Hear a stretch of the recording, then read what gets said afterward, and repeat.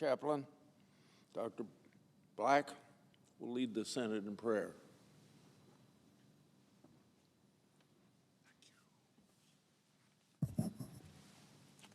Let us pray. Eternal God, who fulfills the desires of those who have reverence for your name, let your will be done today on Capitol Hill. Lord, give our senators a clear understanding of your providential purposes so that they will not deviate from your desired plan. Inspire them to seek your guidance and depend on you to bring them through the myriad challenges of our time. Infuse them with a spirit of reconciliation that will break down divisive walls, bringing harmony and cooperation. Strengthen them for this day's journey as your Spirit empowers them to faithfully honor you. And Lord, bring peace to our nation and world. We pray in your majestic name. Amen. Will you please join me in the Pledge of Allegiance? I pledge allegiance to the flag of the United States of America and to the republic for which it stands, one nation under God, indivisible, with liberty and justice for all.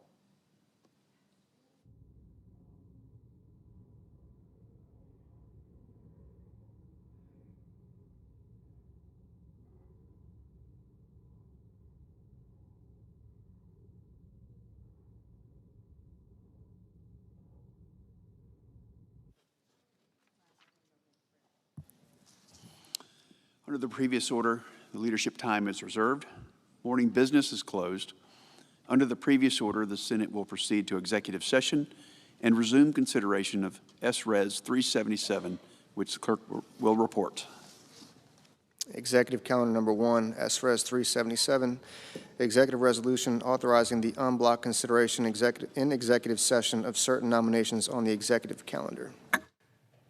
Mr. President, Senator from Iowa.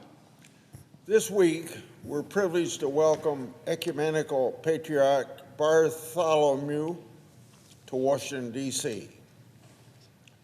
He is the spiritual leader and the first among equals of the Orthodox Christianity worldwide. The patriarch is coming to receive the Templeton Prize, a very prestigious award in religion and science. I know many Orthodox Americans hold him in very high regard and will be very excited to have him visit our country. Now, because of the Russian invasion of Ukraine, I really appreciate the fact that he has used his spiritual authority to ensure that Orthodox believers in areas of Ukraine dominated by Russia have the opportunity to practice their Orthodox faith through institutions that do not answer to the Kremlin, as the Russian Orthodox Church has since Stalin's time.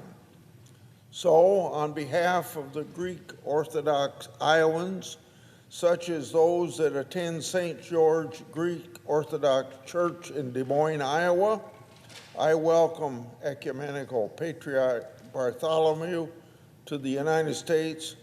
May God bless his ministry. I yield the floor and suggest the absence of a quorum. Clerk will call the roll. Ms. Elsa Brooks.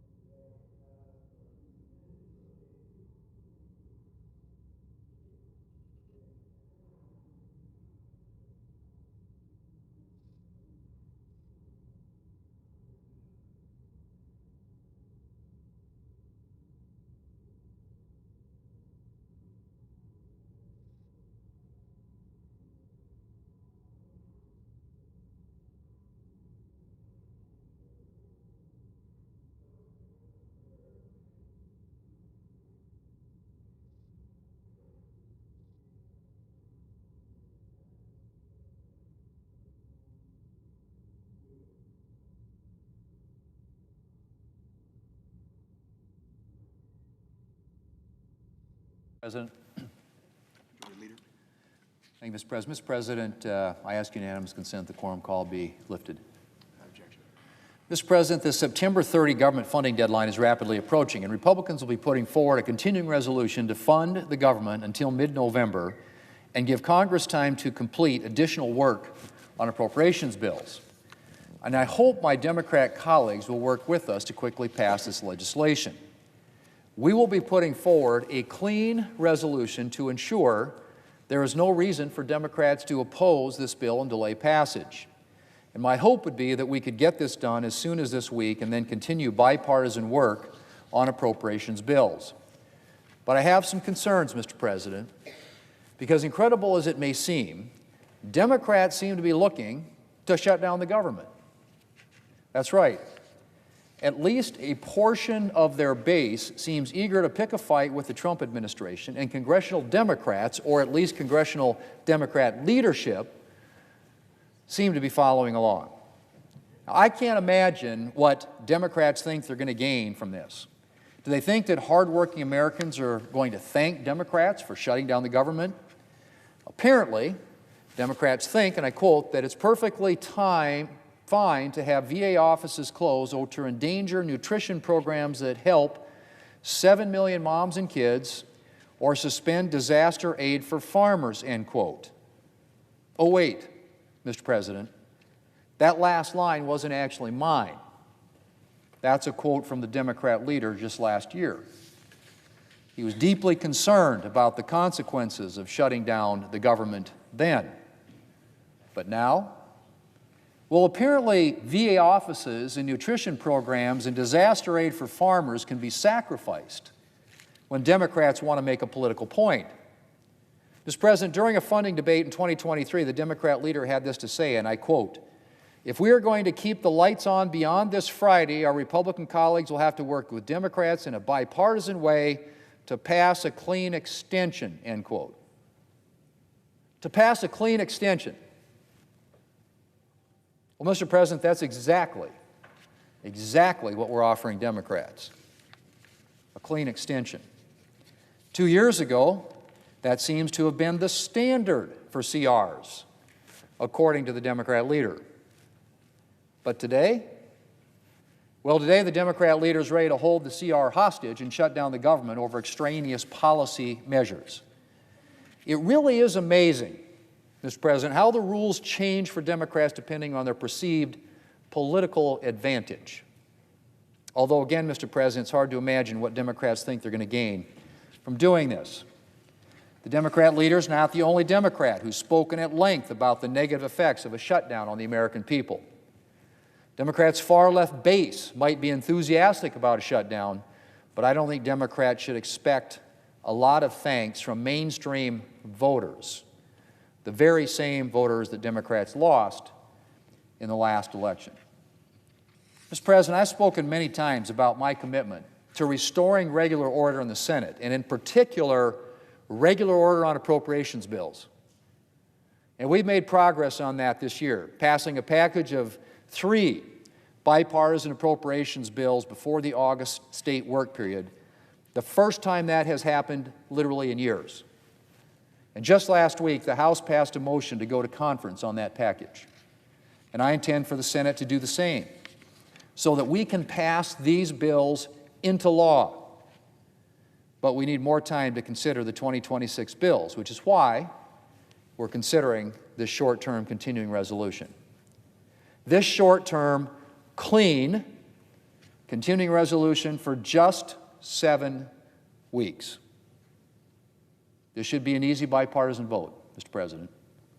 And we should pass this bill in a bipartisan fashion and then get back to work on the fiscal year 2026 appropriations bills and the other essential work here in the Senate. Mr. President, I hope that Democrats will think better of their shutdown plans and join us. Mr. President, I yield the floor, and I suggest the absence of a quorum. Clerk, call the roll. Ms. Alsop-Brooks.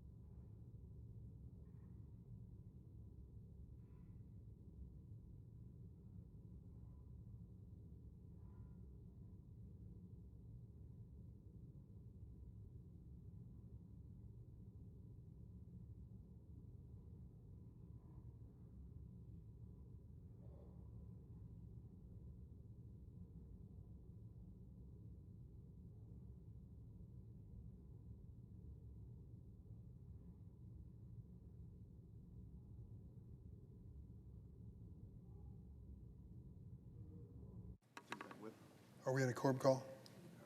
I ask consent to be suspended. Without objection. Mr. President, the Federal Bureau of Investigation is in crisis. Tomorrow will be the first time the director, Kash Patel, will come before the Senate Judiciary Committee as director of the to be questioned about his management of the Bureau. In just the first weeks of this administration, we witnessed the unprecedented and forced removal of dozens of senior FBI officials, decorated career professionals who spent their lives protecting this country from terrorism, espionage, and cyber attacks. These patriots swore an oath to defend the Constitution and served Republican and Democratic presidents alike. They were shown the door for one reason: political retribution. Don't take my word for it. Just last week, former acting FBI Director Brian Driscoll filed a federal lawsuit accusing Director Patel and other Trump officials of orchestrating a politically motivated purge of the Federal Bureau of Investigation. Those who are familiar with the history of this agency know that we went to great lengths to depoliticize the ranks of the FBI. The director had a 10-year term, which meant that he or she would outlast any single president. Time and again, we set standards for the FBI that were above and beyond those across the ranks of government. There was a time when an FBI agent had to either have a law degree or a degree in accounting to qualify to be an FBI agent. It was a professional operation. There were questions raised about J. Edgar Hoover and others in the past, but basically the FBI enjoyed a reputation of being one of the best law enforcement agencies in the world. According to this lawsuit, though,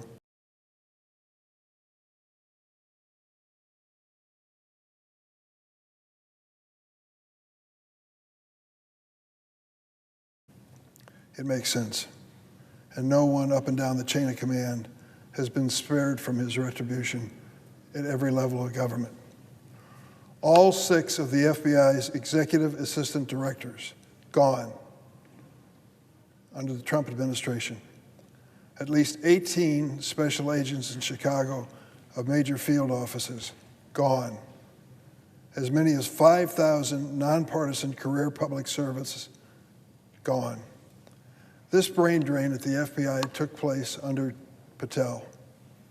It represents thousands of years of institutional knowledge wiped away in the blink of an eye. And when the FBI director is so clearly ill-prepared to lead, when under pressure, this deliberate raising of law enforcement expertise from his organizations is even more shocking and dangerous for national security. Brian Driscoll dedicated his professional life to serving his country.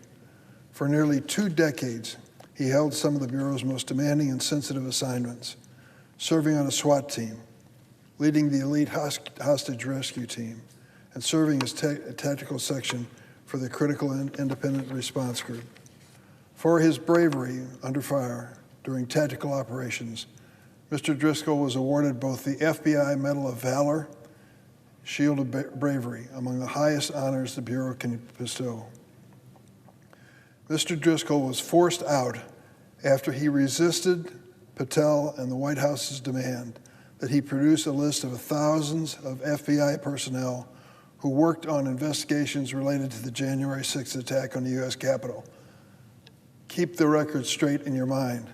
On January 6th, an insurrectionist mob crashed into this building and drove Congress away at a time when we were actually counting the ballots from the Electoral College to determine the next president.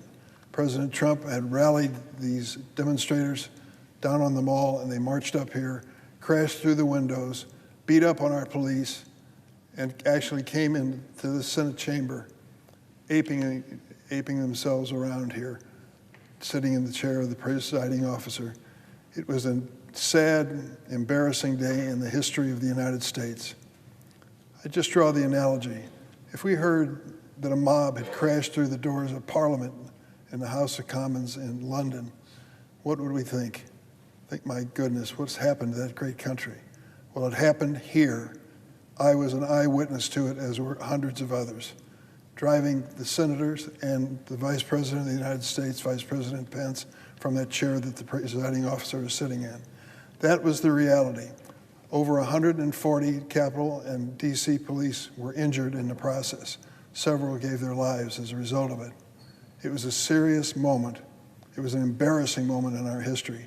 And there's an effort now to whitewash it. And the first stop was with the FBI. When the FBI prosecuted these mobsters who crashed into this building and sent some of them to jail, there was a steady beat from Mr. Patel and others that it was unfair.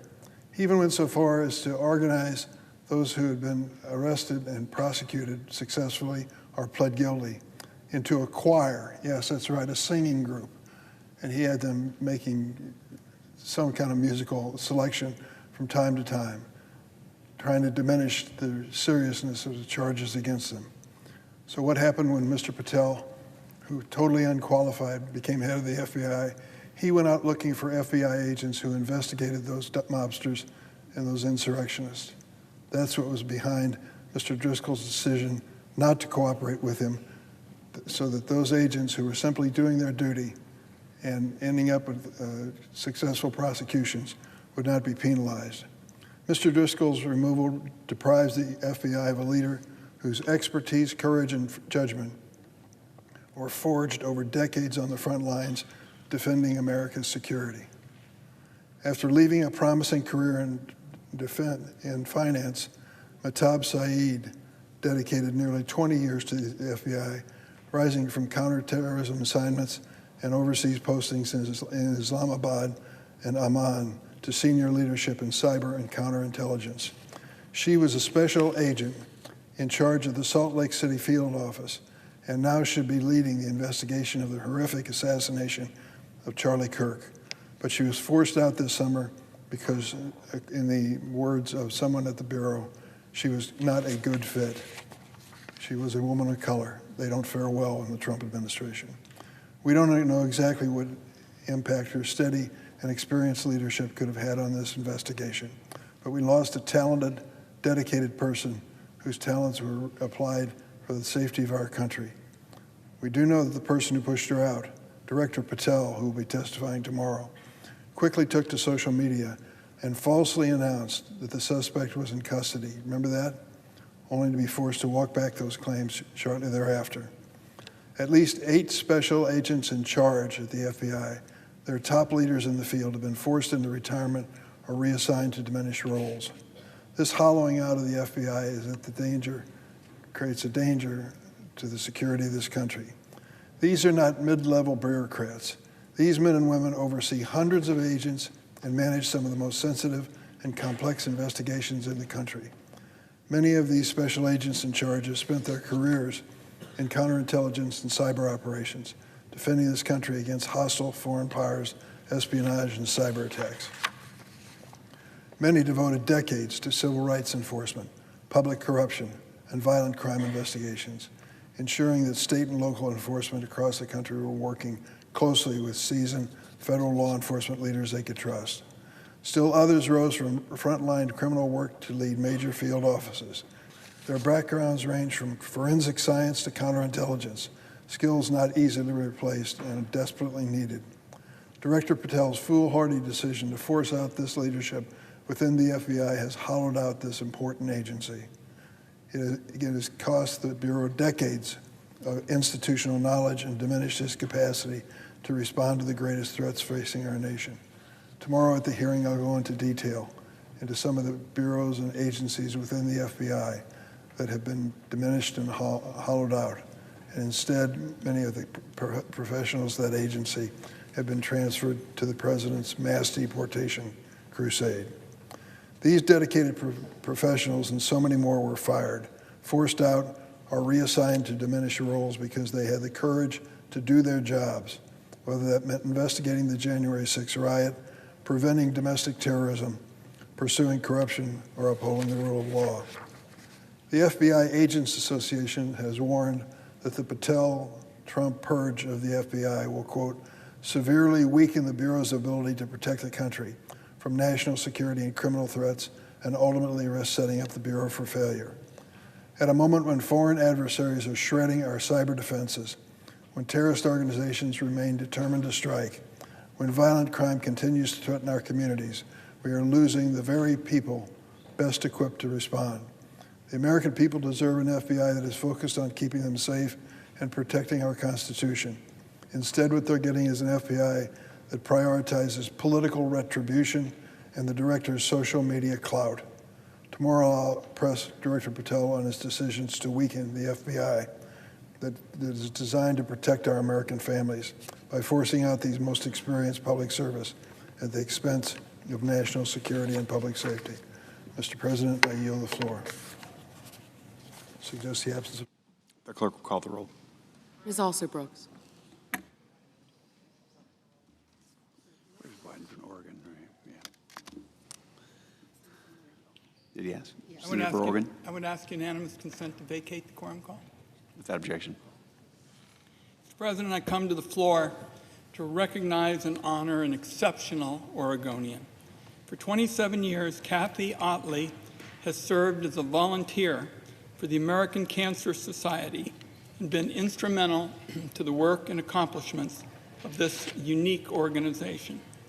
The mission to eradicate cancer is deeply personal to Kathy. She's a 7-time skin cancer survivor, and she lost her dad, her mom, and her 2 younger sisters to this horrible disease. Kathy understands the importance of sharing her story.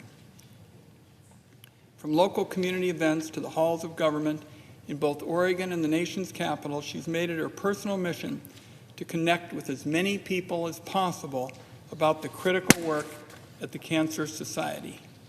I've personally seen through my time with Kathy how her advocacy has helped families in a very positive way. Oregonians will long feel the positive impact of her tireless dedication to finding a cure for cancer. At home, we call it the Oregon Way. She's also made it a personal priority to raise awareness and funding for the cause each year. I could stand here all day and announce a long list of things she's achieved during her 27 years of service. I'll name just a few. Through her efforts, she's consistently been one of the Cancer Society's top fundraisers. Last year, she raised over $17,000 for this cause. In recognition of her steadfast volunteer and advocacy efforts to help make cancer a national priority, she was named the state lead ambassador by the American Cancer Society's Cancer Action Network in 2020. She's also been a member of the Cancer Society's organization in Oregon and southwestern Washington. She's been on the board of directors for the last 7 years. Part of the reason why she's so deserving of all these important honors and responsibilities has been because of her advocacy and fight for early cancer detection blood testing, hugely important, such as in the bipartisan bill that I sponsor with our colleagues, Senators Crapo and Bennett. It's one of the best ways we know of to make sure people can stop cancer early and save lives. As Kathy celebrates her 27th year as a society volunteer, she shows absolutely no signs of slowing down. Her vigorous dedication and service continues to make a lasting impact on the mission of ending cancer as we know it, and she does that for everyone. I know that I speak for Oregonians in every nook and cranny of our state as we express our gratitude for her commitment, her talent, her mentorship, her leadership, and particularly in the constant effort to better cancer research and treatment. So on behalf of our whole state, this afternoon, here on the floor of the United States Senate, I'd like to thank Kathy Otley for her tireless work and service. She has literally dedicated her life to this cause, and the people of Oregon are better for it.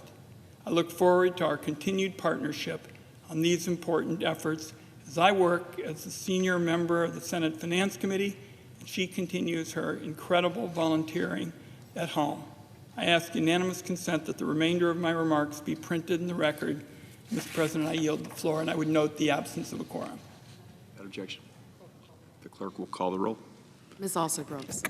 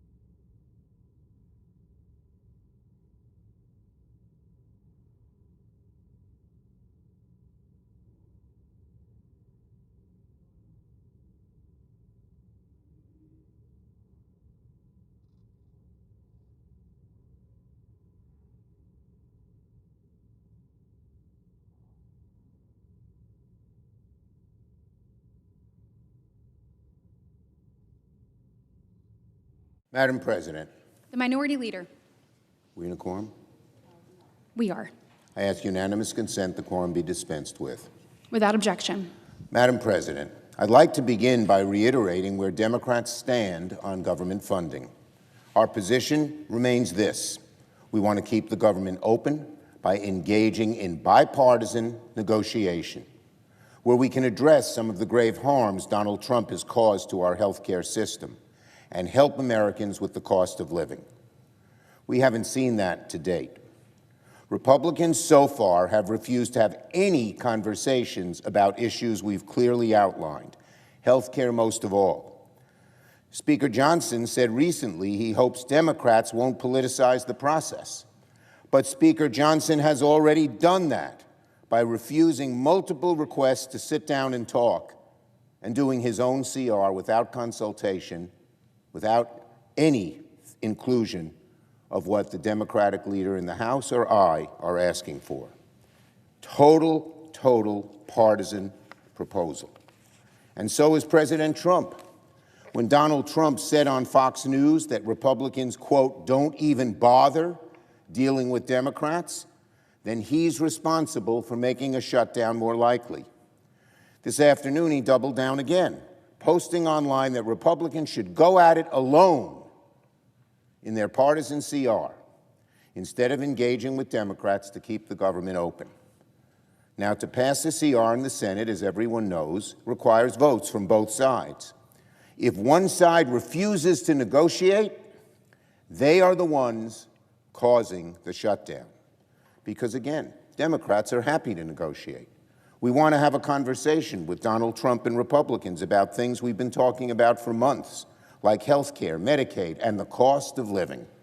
And the American people know this. They know that if Donald Trump refuses to talk, even to talk with Democrats, it'll be him shutting things down. They know he needs to negotiate. They know he needs to compromise. He's not a dictator, much as he thinks he'd like to be. He needs to work with Democrats if he doesn't want to get blamed for shutting the government down. And if Republicans follow Donald Trump's orders not to even bother dealing with Democrats, they too will be putting our country on a path to a shutdown. And let me finish with this. I heard my friend, the Republican leader, come to the floor and cherry-pick some of my old quotes about keeping the government open with a CR. He zeroed in on the phrase clean extension. Well, the Republican leader glossed over the key point.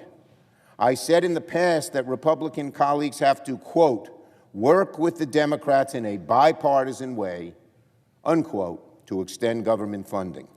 I said they actually have to work with us, and it has to be bipartisan. That is not happening right now. It was happening then in 2023. That is the difference. And the majority leader conveniently forgets that extremely important point. And it's not happening right now because Donald Trump is shutting down any hopes of negotiation. Leader Thune wants to wonder what has changed. A lot, including Donald Trump's actions, which have dramatically harmed this country and undermined the appropriation process. He's canceled congressionally appropriated funding. He's redirected and stealing funds. Russell Vought says that he wants to see the appropriations process less bipartisan, and we know he's running the show. And now he says that Republicans shouldn't even bother to deal with Democrats. Meanwhile, the cost of people's health care has gone way up. Rural hospitals are already closing because of this big, beautiful bill. Job reports continue to show warning signs. Trump's tariffs are a mess, and the economy is headed in the wrong direction. That's all because of the choices Donald Trump has made as president. We need to have a negotiation, which is what we are asking for right now. Bipartisan, the only way you can get this done. And that's what we talked about back then as well. Now on Stephen Miran. Today, the Senate will vote on Donald Trump's nominee for the Federal Reserve Board, Stephen Miran. Miran's nomination is bad news for every American who's suffering from Donald Trump's disastrous economic agenda. He serves as chairman of the CEA, the Council of Economic Advisors, and is the chief architect of so many policies this administration's failed economics that are raising prices for families. Miran was heavily involved in the rollout of Trump's tariffs, and he even claimed that there continues to be no evidence whatsoever of any tariff-induced inflation. Ask the average American family. What kind of bubble is Miran living in? Companies have explicitly cited tariffs for the reason prices are going up. That sure sounds like pretty significant evidence to me. No evidence of inflation? Tell that to grocery shoppers, to people buying coffee, to shoppers at Walmart and Amazon. Sticker shock has been the story of the summer for many Americans, all because of those awful tariffs. Miran will be nothing more than Donald Trump's mouthpiece at the Fed. He has no independence, no sympathy for American families and businesses suffering from his policies, and a fundamental misunderstanding of how the American economy works. I strongly oppose Miran's nomination. Yield the floor and note the absence of a quorum. The clerk will call the roll. Ms. Also Brooks.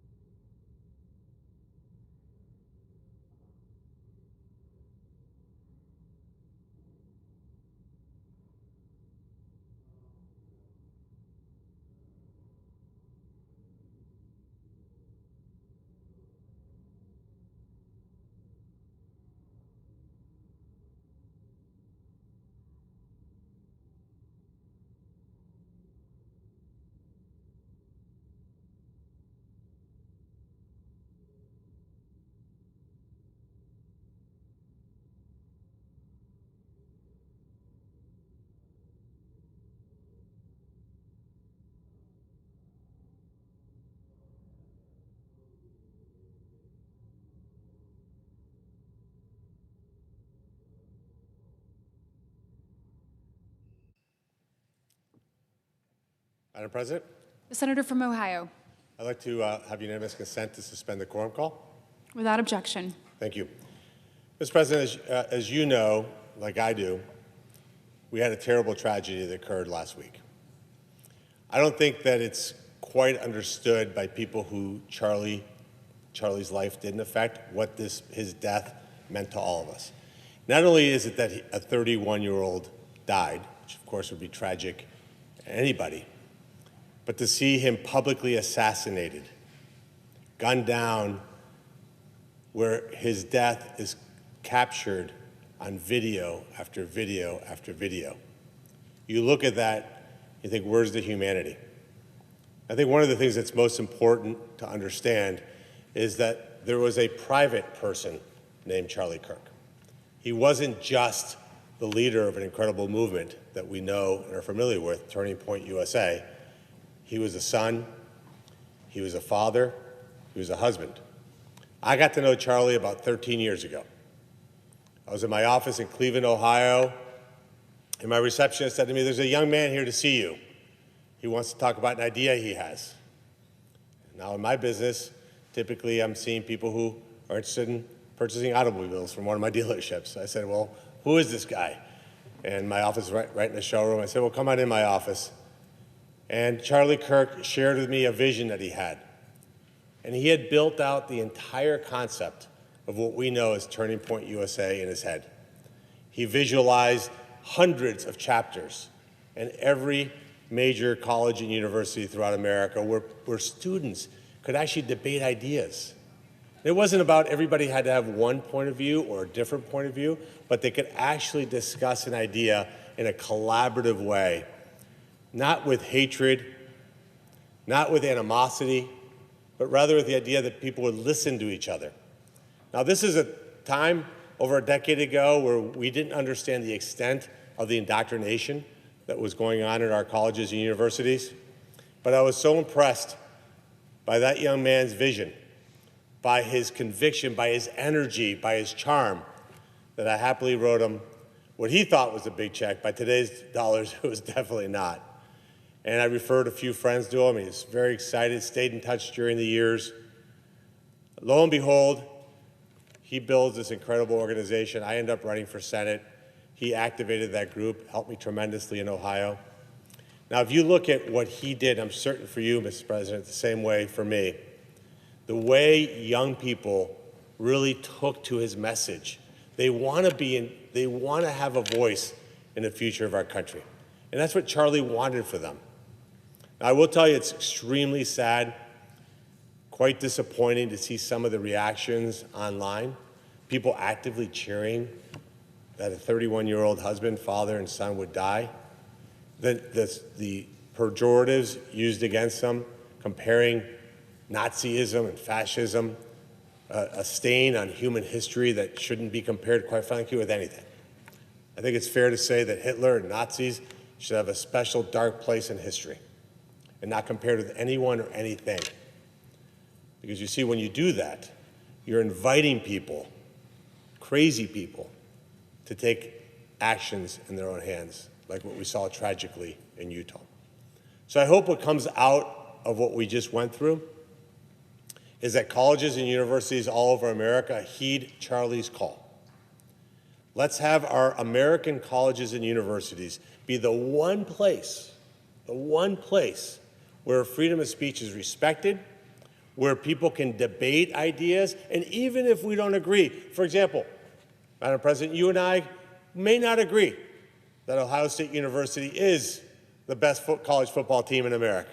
You may have a different point of view. It's wrong. I know it's wrong, but sadly, you may have a different idea. But we can be friends. We can have a dinner together. We don't have to be mad at each other because we have a different points of view. And of course, I'm being flippant because there's more difficult conversations for us to have. But it should never go to hatred.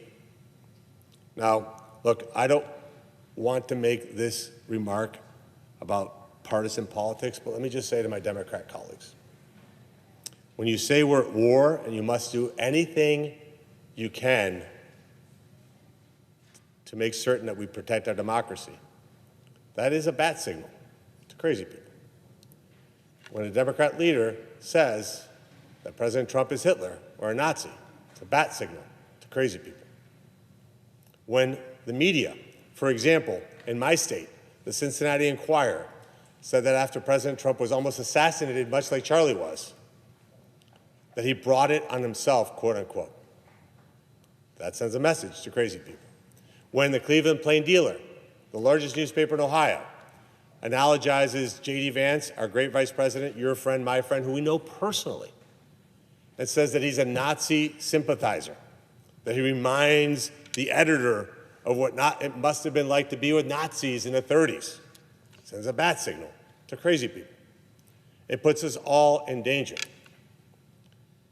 That's unacceptable. We can have vigorous debates. In fact, I would say we should have more vigorous debates on the floor. In fact, when we're doing confirmations for nominees, I welcome the Democrats to come out here and defend their position as to why they're not going to confirm somebody. But for 81 out of 100+ nominees, they don't even bother to debate. And for the ones that they do, it's 2 minutes of debate. Let's have more vigorous debates, but let's do it respectfully. Let's do it from a point of view of, this is what I believe, tell me what your beliefs are, not just yelling at the presiding officer when nobody else is on the floor. That's not a debate. That's trying to get a 30-second clip on social media. That's not what this institution should represent. This should be like those college campuses, a place for free exchange of ideas. Maybe sometimes, although I find it hard to believe, that my colleagues could make a point that would be, may change some minds on this side. It would be great to see that. And I hope that when we make points that they listen. And that's what Charlie wanted. What I'd like to do now is ask unanimous consent that the Senate observe a moment of silence in remembrance of Charlie Kirk, Erica Kirk, and their 2 young children who had to ask their mom when their dad was going to come home. And understand that we had a great tragedy. So, Madam President, ask for unanimous consent to have that moment of silence. Without objection.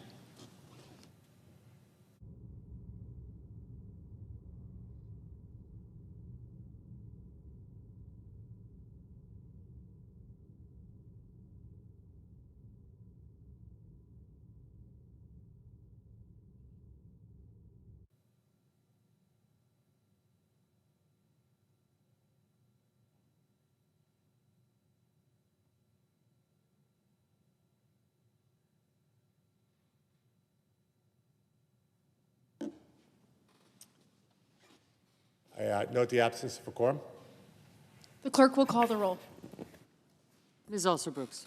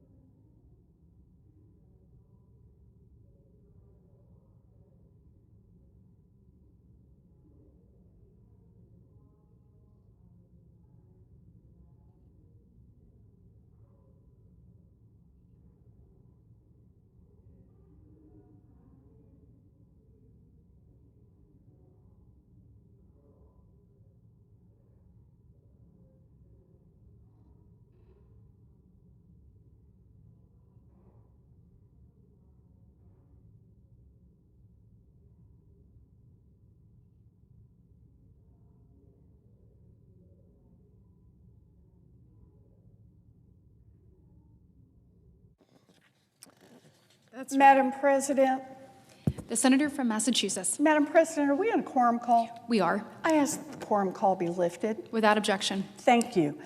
Madam President, I rise today to oppose the nomination of Dr. Stephen Miran to serve on the Federal Reserve Board of Governors. President Trump has run a months-long campaign to turn the Fed into his personal piggy bank in an attempt to escape accountability for his own economic failures. He has tried to intimidate and threaten to fire Federal Chair Jerome Powell, and when that didn't work, he illegally attempted to fire Fed Governor Lisa Cook so that he could seize control of the board.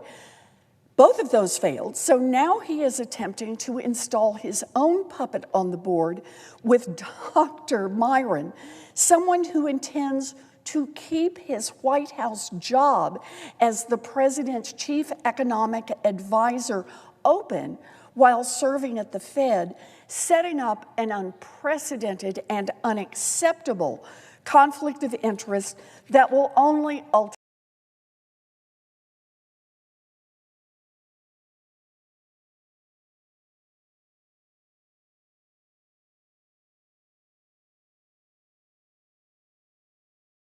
Fed over as he should.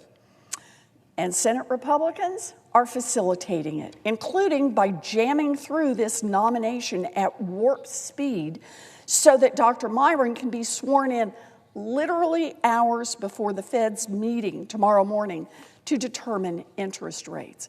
Now, the facts are clear. Donald Trump promised that he would lower costs, in his words, quote, on day one. Those were his words. He said it over and over as he ran for president. He would lower costs on day one. He didn't. Now, the cost of groceries, up. The cost of utility bills, up. The cost of housing, up. The cost of healthcare, up. The cost of back-to-school shoes and backpacks and baby strollers, up and up and up. He also promised a golden age for American workers. And again, he has failed. Job growth is down. The economy lost jobs in June. Unemployment is up, and people are staying unemployed longer. And worker confidence in the labor market is at its lowest since the end of the great financial crisis. Donald Trump could reverse course on his failing economic agenda. He could start helping families instead of turning everything over to his billionaire buddies. But instead, Trump wants to point the finger at everyone else and make the Federal Reserve his scapegoat. If Republicans let Trump interfere with the Federal Reserve, American families and businesses will pay the price in terms of higher costs going forward. And here is why. Congress created an independent Fed to keep politicians from making short-sighted economic decisions that would benefit the politicians politically. Sometimes the Fed is called on to make really hard decisions about when to raise interest rates when fighting inflation, and the whole world needs to know that the Fed is making these decisions based on data rather than being influenced by politicians. If the Fed loses its credibility, businesses and consumers will stop trusting the Fed to control inflation, and they will start acting like inflation is here to stay, and that will make prices soar. This is not a hypothetical. When autocrats take over their central banks, inflation follows. Turkey hit nearly 80% inflation. Argentina reached nearly 200% inflation. And even here in America, back when Richard Nixon pressured the Fed to serve his political needs instead of American families, prices went up. If Trump can control the Fed, the cost of Americans' credit cards and car loans and home mortgages and student loans and more will all be higher. So today's vote is not just about Dr. Miran. It is a question of whether the Senate allows President Trump to succeed in this next phase of his very public, very obvious, months-long campaign to stack the Fed with loyalists who will prioritize Trump's personal whims over America's long-term economic health. And throughout this confirmation process, Dr. Miran has spectacularly failed to demonstrate independence from dear leader Trump. During his confirmation hearing, Dr. Miran could not say the words, "Donald Trump lost the 2020 election," making Dr. Miran the first admitted election denier to sit on the Federal Reserve Board. Dr. Miran refused to resign from his current job at the White House as the president's chief economic advisor at the Council of Economic Advisors. Dr. Miran's so-called leave of absence from the Council of Economic Advisors is also just a joke. He will be sitting literally down the street from the White House, and he has refused to disclose any communications he has with the White House while he is at the Fed. And look, let's be 100% clear here. The vote we are taking today is not to confirm Dr. Miran for a 4-month term at the Fed, the official vote. When the lights were off and the cameras stopped rolling, Dr. Miran confirmed in writing that he will not rule out staying in his seat after his term expires this January. That means he could serve as a Fed governor and as the president's chief economist simultaneously for an indefinite period. And even if none of this were happening, Dr. Miran is a terrible choice for this job. He continues to callously dismiss the fact that Trump's policies are raising prices for families. He compares tariff-driven inflation to a meteor strike while dodging questions about his own financial disclosures. Now look, you won't hear me say this often, but I agree with the Wall Street Journal editorial board when it said that Dr. Miran, quote, won't be independent in any fair definition of the word. Dr. Miran knows that if he is confirmed, every decision he makes and every vote he takes at the Fed determines whether or not he'll be able to go back to his White House job later on. That's not independence, that's servitude. And he will have zero credibility with markets, zero credibility with businesses, and zero credibility with the public if he is ultimately confirmed. Many Republican senators have paid lip service to the importance of Fed independence. Well, if you actually mean it, then you should vote no. Otherwise, we are sentencing American families to years of higher prices and higher unemployment. I urge my colleagues to vote no on Dr. Miran's nomination. Madam President, I yield back, and do I need to ask for a roll call vote here? A quorum call. The clerk will call the roll. Ms. Alston-Brooks.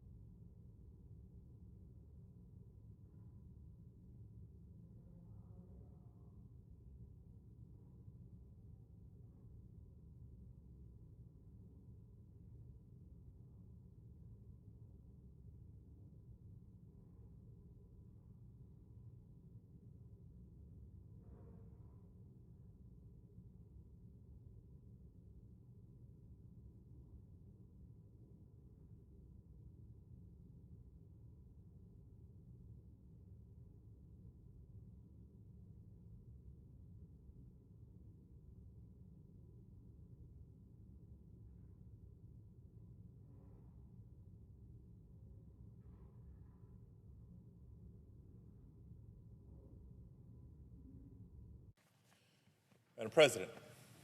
The senator from California. Madam President, I move that we waive the quorum call. Without objection. Thank you, Madam President. Madam President and colleagues, here to share some good news. This past weekend, California state lawmakers passed a package of legislation to lower the cost of living for working families. I say this is good news because every day Americans continue to wake up to higher and higher prices in so many ways. We all feel it at the grocery store. Many of us felt it these past few weeks as we were back to school shopping. I think are about to see it in our health care costs pretty soon. We're certainly feeling it in our monthly energy bills. I can give a lot of examples, but I want to focus today on our energy bills and what California is doing and what we seem to be doing here in Congress. And I think it's timely because despite the fact that then candidate Donald Trump promised to, quote, slash prices by half within 12 months, the reality is that today not only are we not seeing energy prices go down, we're actually seeing them go up. That's right, they're actually rising twice as fast as inflation. So much for keeping your promises. Now, many Americans are struggling to keep up with these bills so much that they're now turning to payment plans just to keep the lights on. So in California this last weekend, lawmakers did something about it, and I think it's notable. Together, Governor Newsom and the legislature took several steps to strengthen our energy portfolio and lower prices for our consumers. And I want to point out just some of the highlights of these significant but meaningful steps. This includes by working to increase the supply of energy that Californians count on.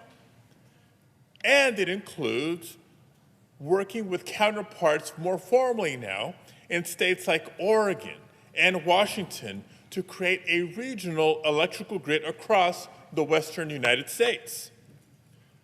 But even for the progress that we're making at the state level and at the regional level, what's so frustrating is that at the national level, Republicans continue to pursue policies that are increasing our energy costs. Now, this administration is shamelessly working to block one of our best defenses against rising energy bills: renewable energy. And I say so because renewable energy is absolutely affordable. Renewable energy is abundant. And whether you want to admit it or not, renewable energy sources are our future. Now, I know I've heard a lot of my Republican colleagues for years say that, well, renewable energy is simply too expensive.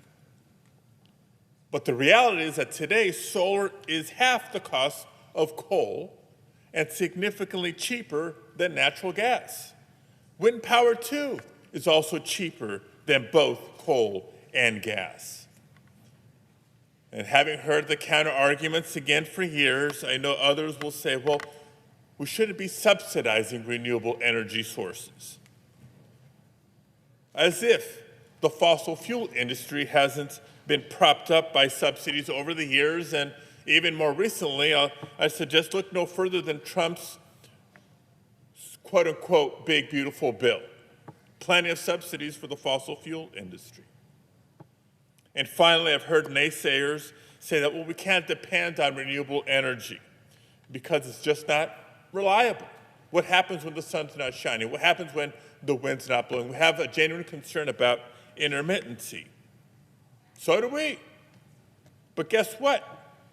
California, yes, the same California that has grown to be the fourth largest economy in the world, is showing how we can overcome those concerns and solve those problems. See, over the last few years alone, California has brought renewable energy capacity onto the grid in record numbers. in 2023, clean energy made up 2/3 of our retail electricity. And it's not just bringing more renewable energy onto the grid, we have simultaneously made the grid more reliable. That's in part because since 2019, battery storage capacity in California has grown by nearly 2,000%. So we're harnessing the power of solar and wind and hydroelectric power and nuclear, geothermal, even hydrogen power to our state. And it's exactly because of those investments that even in a year like 2024, just last year, when we experienced record heat waves, that we also saw record renewable energy generation, and we kept the lights on. Now, we're not naive. We know that with a growing population and a growing economy, including but not limited to the future of an AI boom, demand will continue to grow. But we're committed to the kind of inclusive portfolio of energy options that has made our grid more reliable. But despite that progress, despite that success story, Donald Trump and many of our Republican colleagues have continued to wage war on clean energy. This administration and the Department of Energy Secretary Wright say they support an all-of-the-above strategy. This was actually a very intentional conversation we had in Secretary Wright's confirmation hearing in committee months and months ago. But the facts show otherwise. What we've seen over the last several months is the Trump administration cut historic tax credits from the Inflation Reduction Act that were lowering costs and supercharging our clean energy transition. This administration has canceled offshore wind projects, including one that was nearly complete off the coast of Rhode Island. And they're clawing back funding from job-creating solar projects that are lowering energy bills. This makes no sense. According to Climate Power, since Donald Trump was elected to his second term, over 120 clean energy projects across the country have either been canceled, delayed, or they're laying off staff. That's certainly not good for the economy, not good for job creation. It's not good for the grid.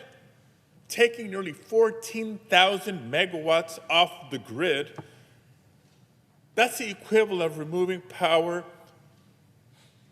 to supply 8.4 million homes in America. No wonder prices are rising. It's simple supply and demand. But at the same time, Donald Trump's paying to extend the life of older fossil fuel plants, which will only raise costs. When they're older, they tend to be dirtier. When they're older, they're more expensive to maintain. And all of this while ceding our global leadership in renewable energy production and innovation to China. Now, that's not just bad for consumers. It's not just bad for reliability. It's literally putting lives at risk. Every year that we burn more fossil fuel than we need to, our climate crisis worsens. That means more frequent and more devastating extreme weather, not just in California, but across the country. In California, it has led to a worsening drought, relentless atmospheric rivers, and yes, all too often, life-threatening wildfires, just as we experienced in the Los Angeles region this past January. And it's no surprise that Donald Trump loves to attack California's leaders for wildfire policy and our climate leadership. And we also know he loves to play politics with disaster funding. That record is clear. Yet he continues to dig us deeper and deeper into an energy policy that actually increases the risk of the next great disaster. And Californians will be left to clean up the mess. So here in the Senate, I've worked hard to try to address that. We passed the Fire Act a couple of years ago to help FEMA better prepare for and respond to wildfires. We secured the transfer of 7 C-130 Hercules aircraft to strengthen our arsenal in the fight against deadly wildfires, adding to CAL FIRE's largest aerial firefighting fleet in the world. And I continue to work with colleagues on both sides of the aisle to build support for the Fix Our Forests Act, to improve forest management practices, protect urban areas from devastation, and harness our technology and our expertise. And I'm proud of that work that we've been doing. But the backdrop of all that is still an indisputable fact that reliance on fossil fuels comes at a cost. And Americans, not just Californians, but Americans are paying for it in the form of higher energy bills and in lives destroyed after these major disasters. So no matter how many times Donald Trump says it, we can never and will never drill, baby, drill our way to cheaper energy costs. Our solution has to be a more inclusive approach to energy portfolios.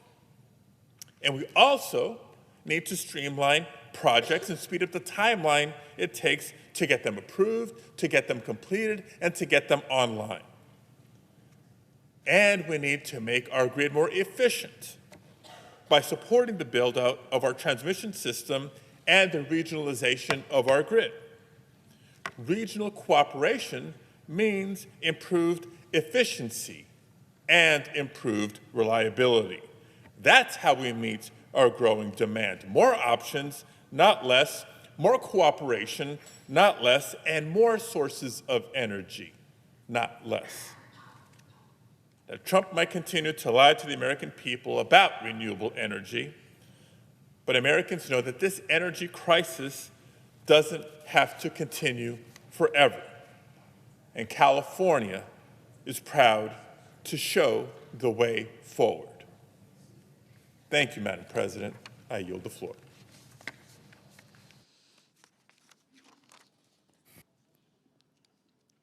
So you got this vote at 5:30 and then one vote right after that?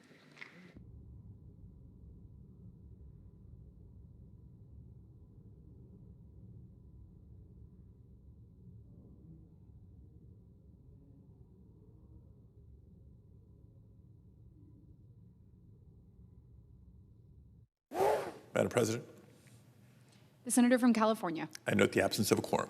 The clerk will call the roll. Ms. Elsa Brooks.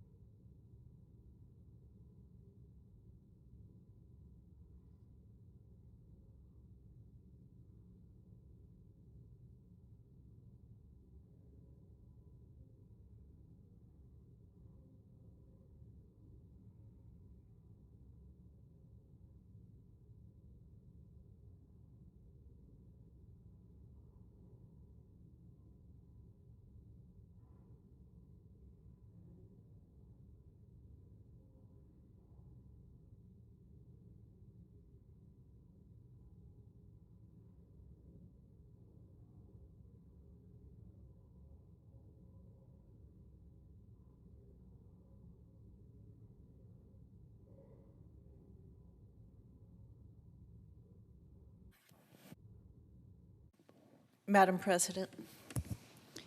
The senator from Nebraska. Madam President, I ask that the quorum call be vitiated. Without objection. Madam President, I ask unanimous consent to waive the mandatory quorum call with respect to the Miran nomination, and if confirmed, the motion to reconsider be considered made and laid upon the table, and the President be immediately notified of the Senate's action. Without objection. Thank you.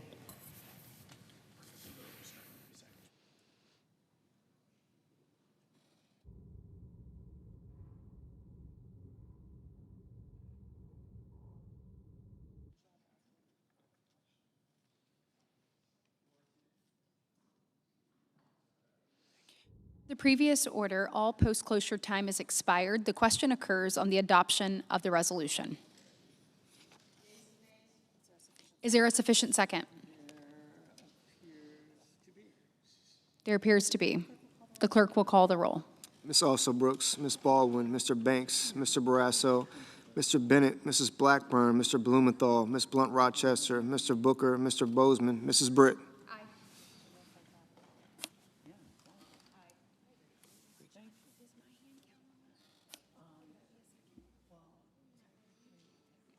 Mr. Budd. Ms. Cantwell. Mrs. Capito. Mr. Cassidy. Ms. Collins. Mr. Coons. Mr. Cornyn. Ms. Cortez Masto. Mr. Cotton. Mr. Kramer. Mr. Crapo. Mr. Cruz. Mr. Curtis. Mr. Daines. Ms. Duckworth. Mr. Durbin. Ms. Ernst. Mr. Fetterman. Mrs. Fisher. Mr. Gallego. Mrs. Gillibrand. Mr. Graham. Mr. Grassley. Mr. Haggerty. Ms. Hassan. Mr. Hawley. Mr. Heinrich. Mr. Hickenlooper. Ms. Hirono. Mr. Hoven. Mr. Husted. Mrs. Hyde-Smith. Mr. Johnson. Mr. Justice. Mr. Kane. Mr. Kelly. Mr. Kennedy. Mr. Kim. Mr. King. Ms. Klobuchar. Mr. Langford. Mr. Lee. Mr. Lujan. Ms. Lummis. Mr. Markey. Mr. Marshall. Mr. McConnell. Mr. McCormick. Mr. Merkley. Mrs. Moody. Mr. Moran. Mr. Moreno. Mr. Mullen. Ms. Murkowski. Mr. Murphy. Mrs. Murray. Mr. Ossoff. Mr. Padilla. Mr. Paul. Mr. Peters, Mr. Reed, Mr. Ricketts, Mr. Risch, Ms. Rosen, Mr. Rounds, Mr. Sanders, Mr. Schatz, Mr. Schiff, Mr. Schmidt,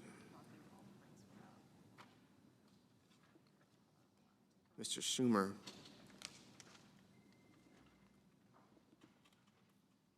Mr. Scott of Florida, Mr. Scott of South Carolina, Mrs. Shaheen, Mr. Sheehy, Ms. Slotkin, Ms. Smith, Mr. Sullivan,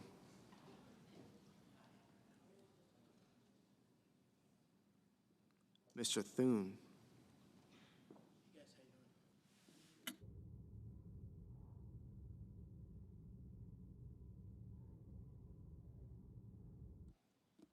Mr. Tillis, Mr. Tuberville,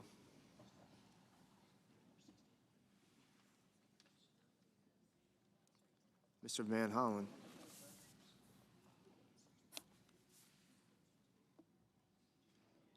Mr. Warner,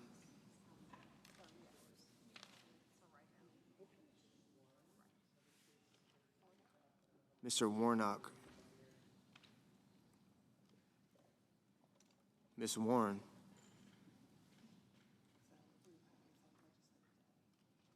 Mr. Welch,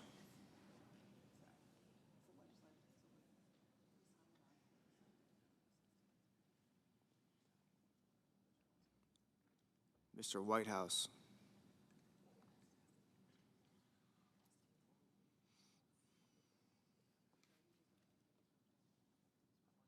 Mr. Wicker,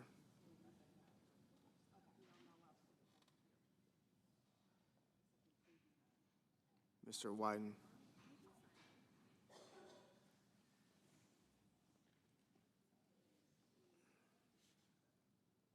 Mr. Young.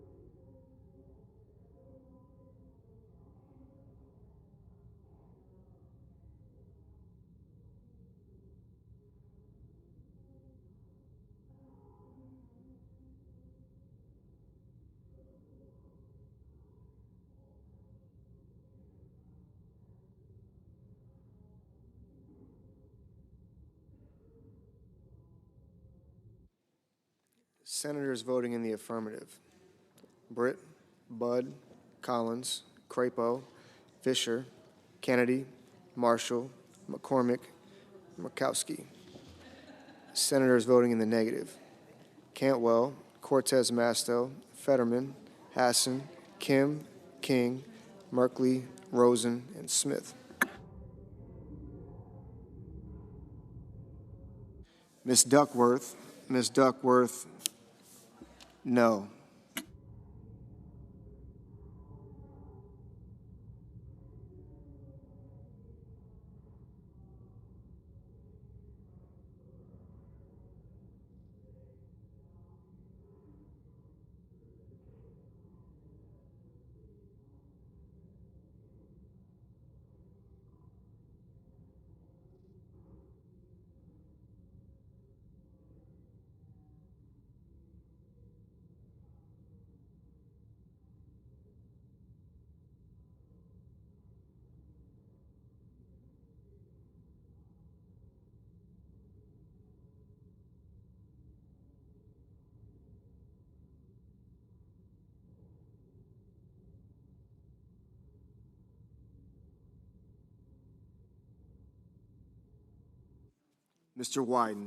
Mr. Wyden, no.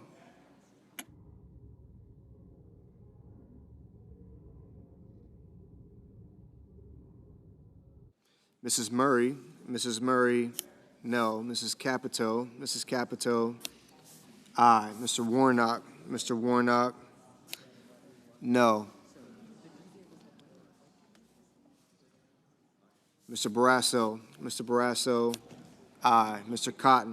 Cotton, aye. Mr. Rounds, aye. Mr. Mullen, aye. Ms. Hirono, no.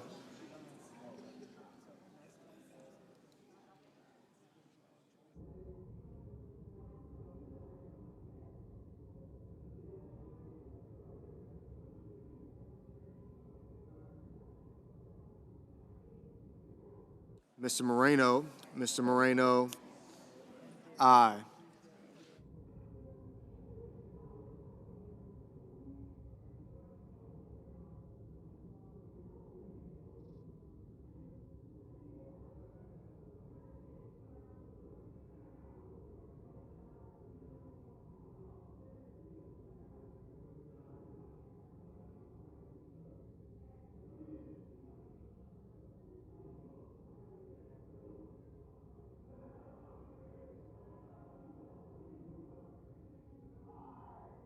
Mr. Wicker, aye. Mr. Cornyn, aye. Mr. Scott of Florida, aye.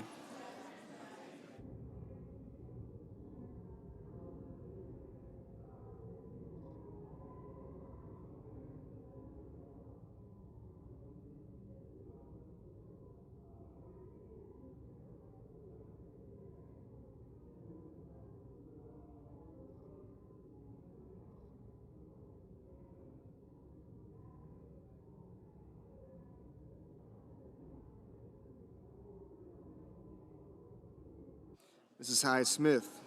Hyde Smith, aye.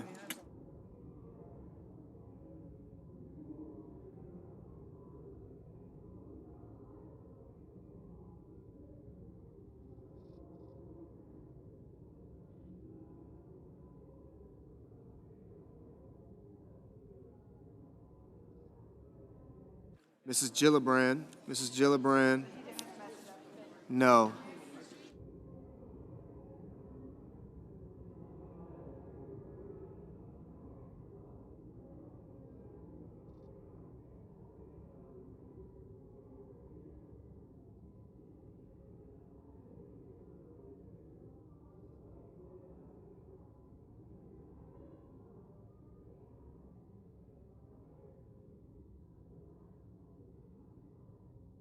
Mr. Booker, no. Ms. Warren, no. Ms. Baldwin, no.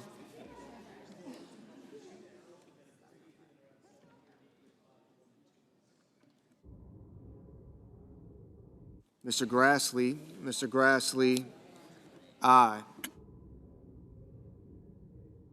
Mr. Bozeman, aye. Mr. Justice, aye. Mr. Tillis, aye. Mr. Scott of South Carolina, aye. Mrs. Blackburn, aye.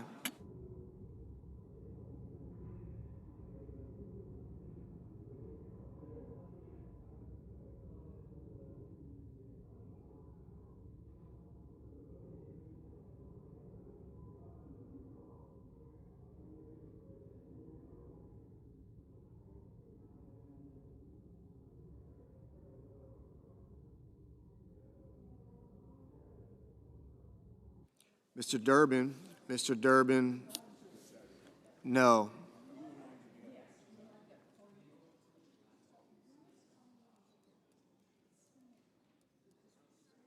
Mr. Husted, aye.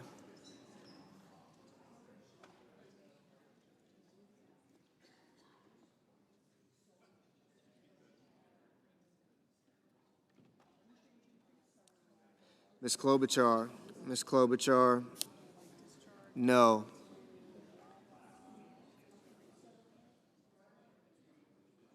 Mr. Ossoff, no.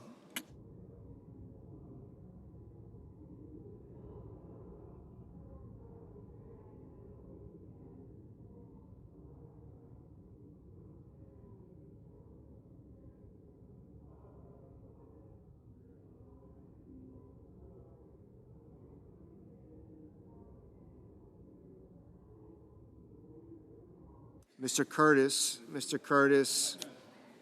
aye.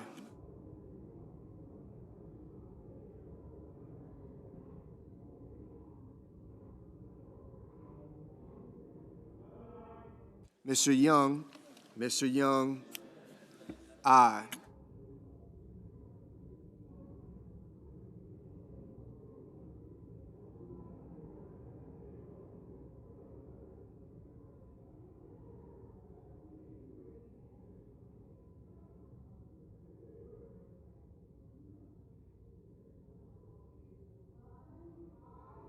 Ms. Lummis, aye. Mr. Cassidy, aye.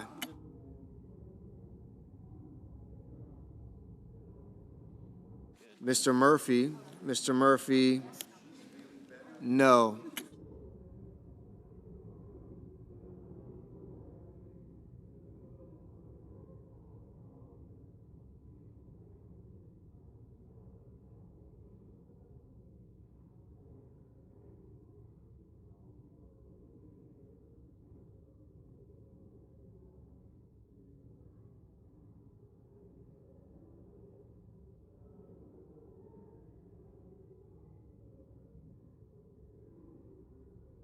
Mr. Lujan, no. Mr. Ricketts, aye. Mr. Schatz, no.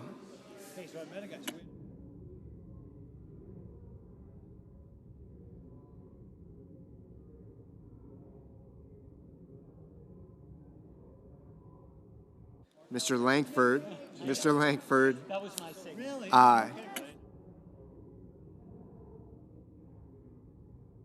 Mr. Kelly, no. Mr. Johnson, aye. Mr. Whitehouse, no.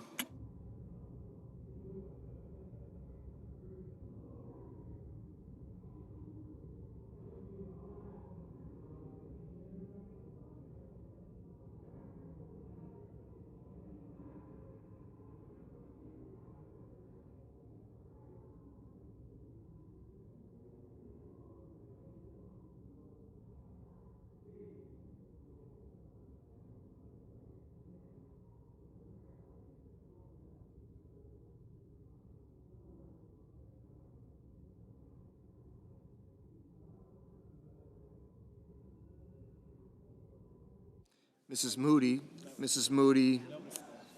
aye. Mr. Markey, no. Mr. Warner, no. Mr. Graham, aye.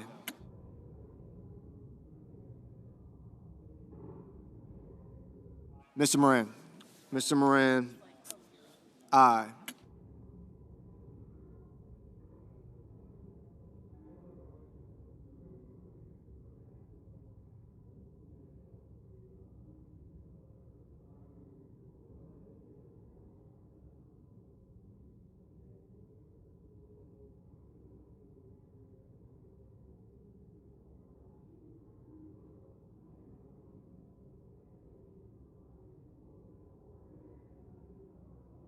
Miss Blunt Rochester, no.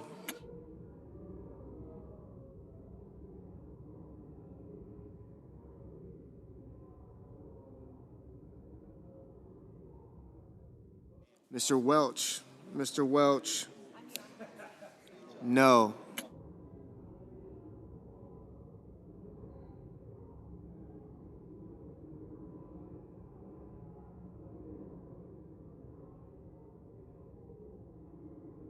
Mr. Van Hollen, no.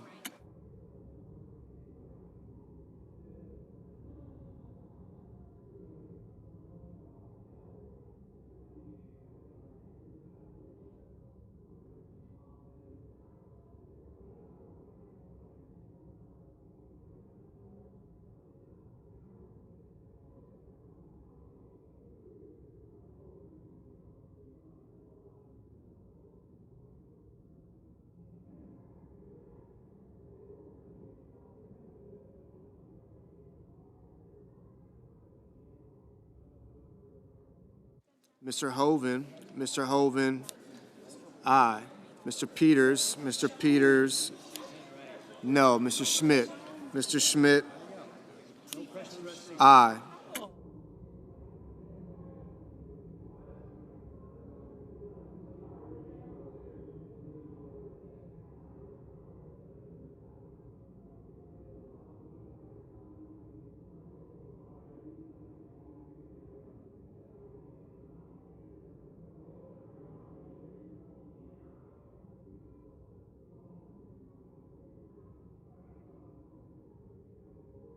Mr. Haggerty, aye.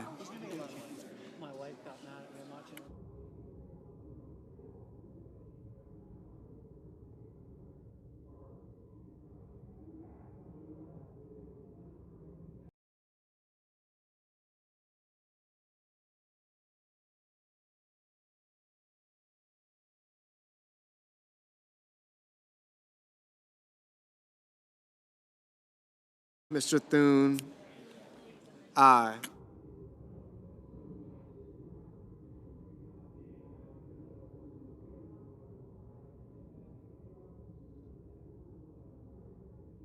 Miss Ernst, aye.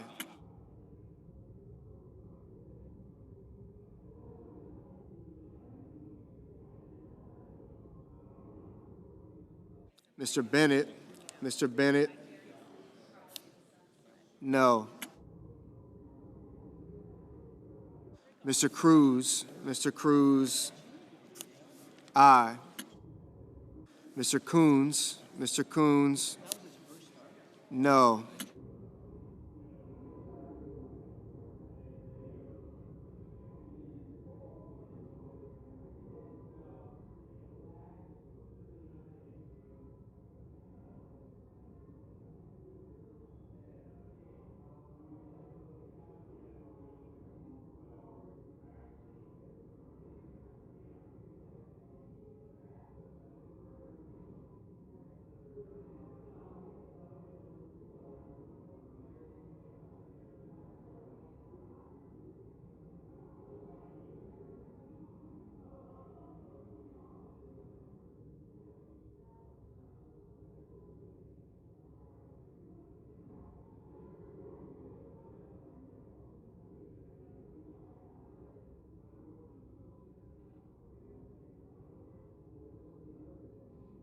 Mr.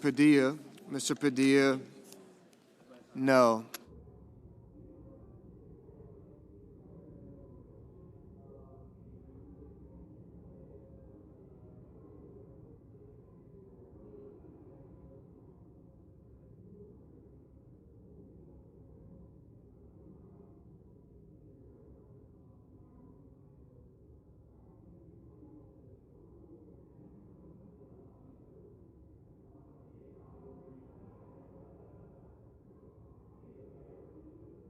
Mr. Kane, no.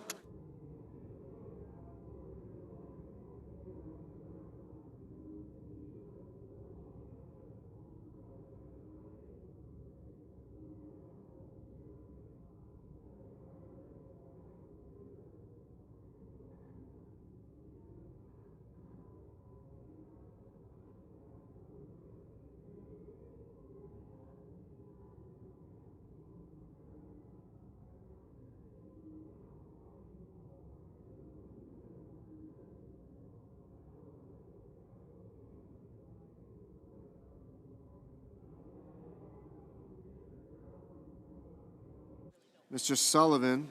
Sullivan, aye.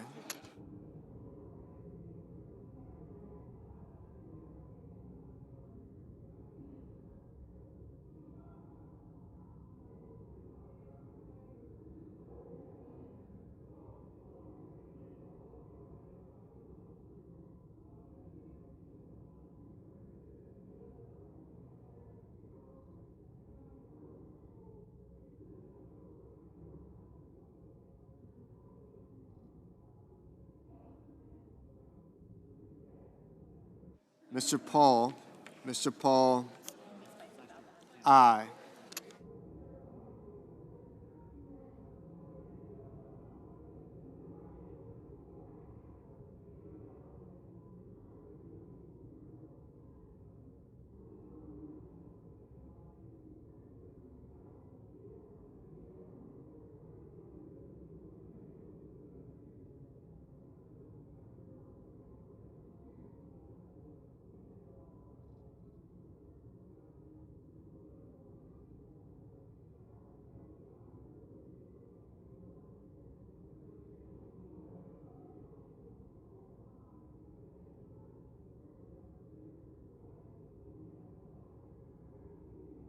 Miss Brooks, no. Mr. McConnell, aye. Mr. Kramer, aye. Mr. Hawley, aye.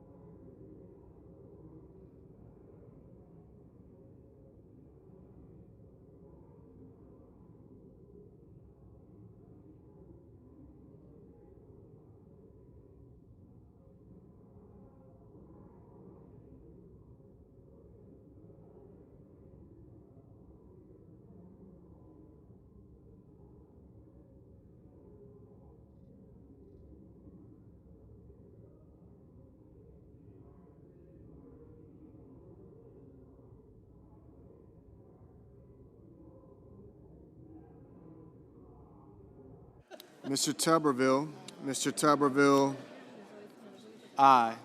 Miss Slotkin, no. Mr. Risch, aye.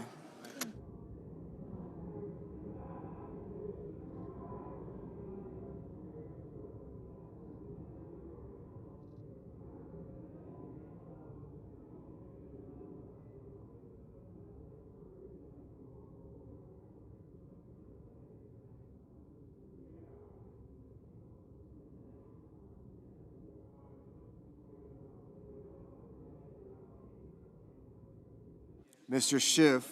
Mr. Schiff, no.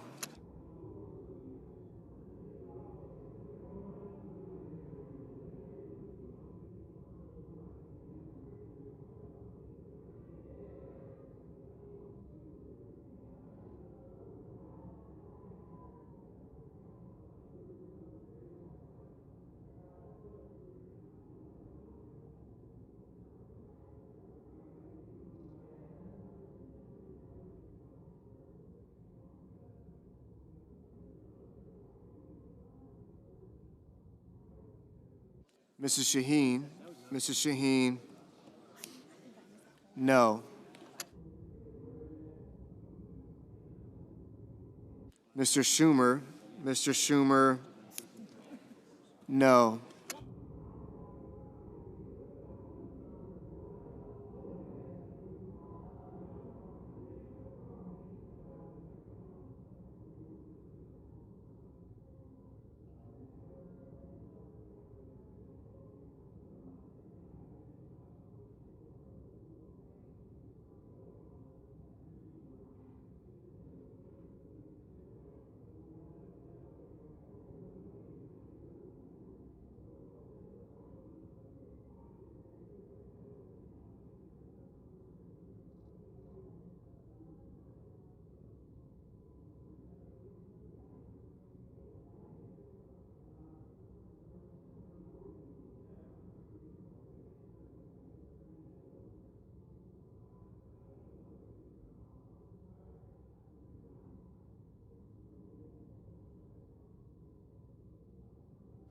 Mr. Sheehy.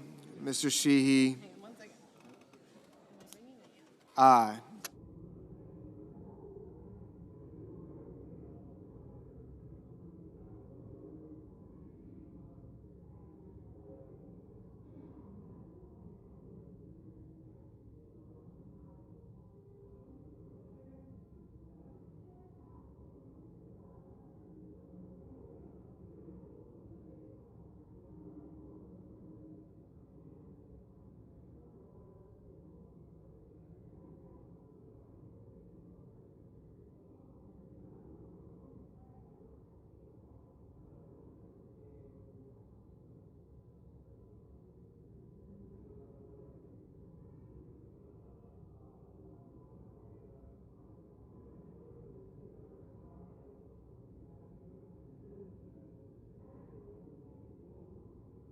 Mr. Blumenthal.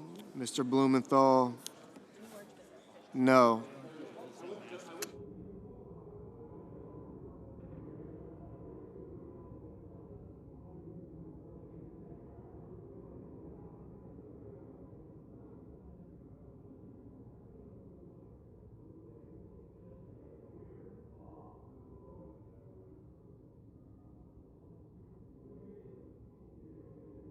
Mr. Gallego. Mr. Gallego, no.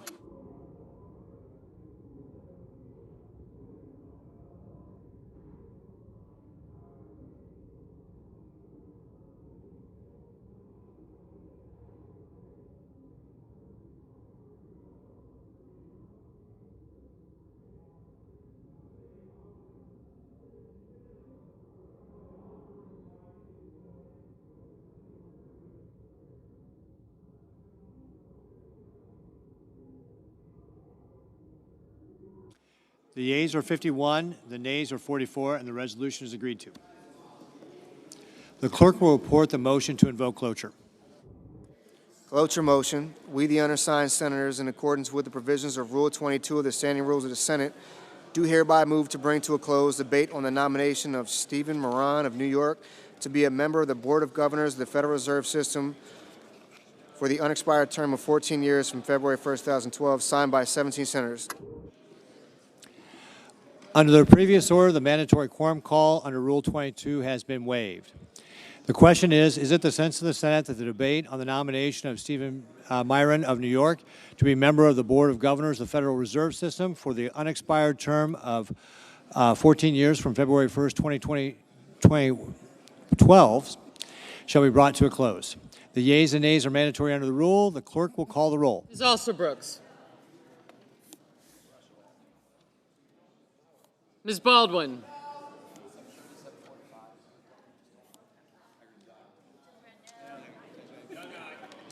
Thank you. I did. Mr. Banks. Mr. Paul.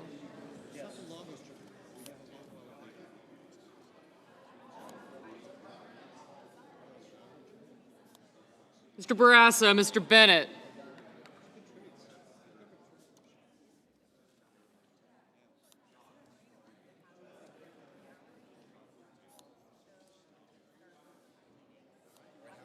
Thank you. Thank you. I did. Thank you. I appreciate it. Mrs. Blackburn. Thank you. Thank you. Ms. Blunt Rochester.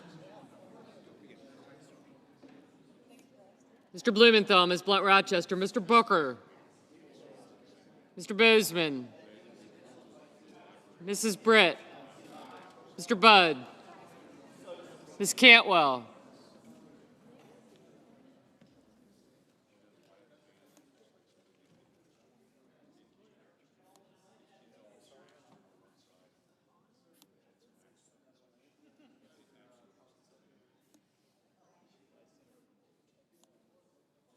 Mrs. Capito, Mr. Cassidy, Ms. Collins. Thank you. Mr. Coons, Mr. Cornyn, Ms. Cortez Masto, Mr. Cotton, Mr. Kramer, Mr. Crapo, Mr. Cruz, Mr. Curtis. Thank you. Thank you. Thank you.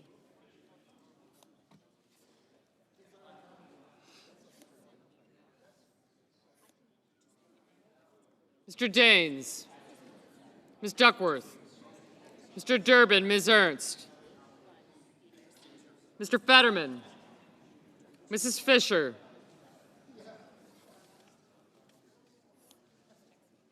Mr. Gallego, Mrs. Gillibrand, Mr. Graham,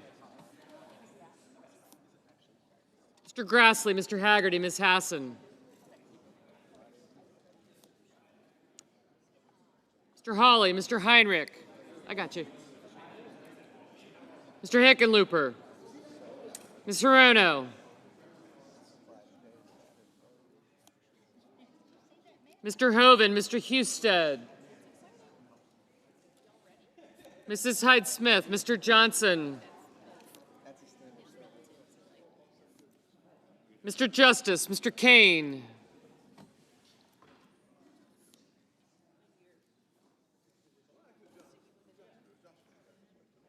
Mr. Kelly,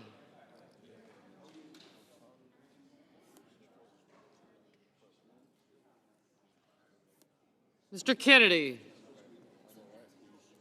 Mr. Kim,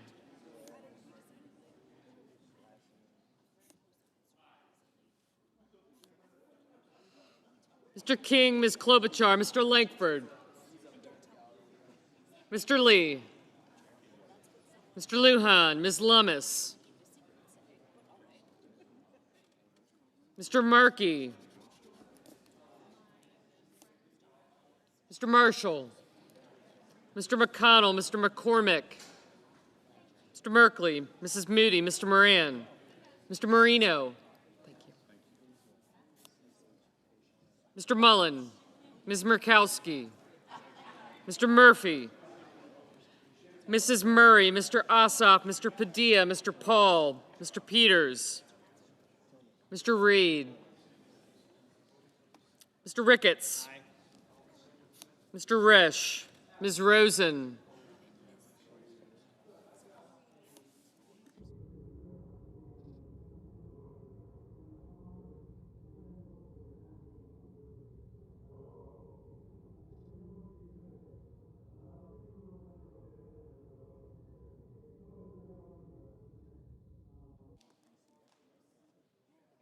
Mr. Risch, Ms. Rosen,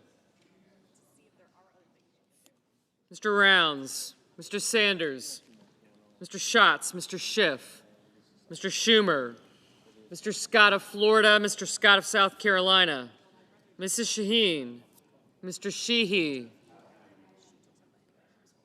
Ms. Slotkin, Ms. Smith, Mr. Sullivan, Mr. Thune,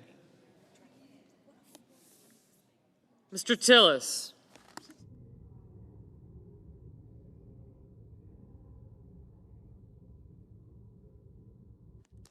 Mr. Tuberville, Mr. Van Hollen,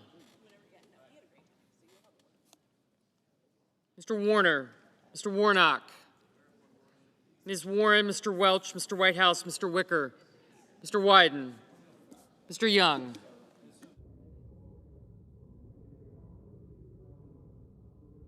Senators voting in the affirmative: Barrasso, Capito, Cassidy, Cornyn, Cotton, Kramer, Crapo, Curtis, Ernst, Grassley, Haggerty, Hawley, Husted, Hyde-Smith, Justice, Lankford, McConnell, Moody, Moran, Paul, Ricketts, Risch, Scott of South Carolina, Sullivan, Thune, Tuberville, Wicker, and Young. Senators voting in the negative: also Brooks, Baldwin, Blumenthal, Blunt Rochester, Cortez Masto, Duckworth, Durbin, Fetterman, Gallego, Gillibrand, Hassan, Hirono, Kane, Kim, King, Klobuchar, Lujan, Merkley, Murray, Asa, Padilla, Peters, Schatz, Shaheen, Slatkin, Smith, Warren, Welch, and Whitehouse. Thank you. Mr. Sheehy, aye. Mrs. Fisher, aye.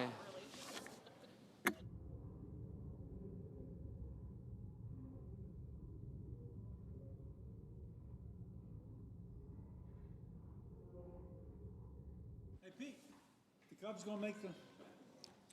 We should get a wild card berth. Yeah. Mr. Schatz, no. Mr. Schiff, no.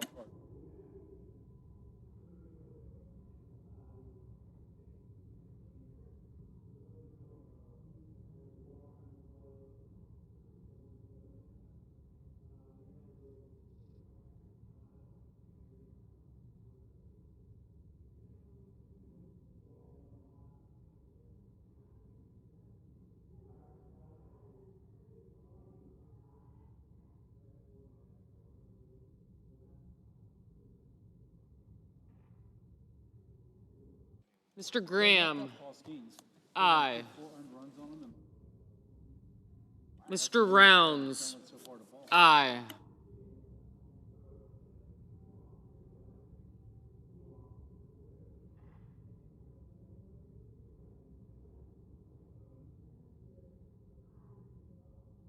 Mrs. Blackburn, aye.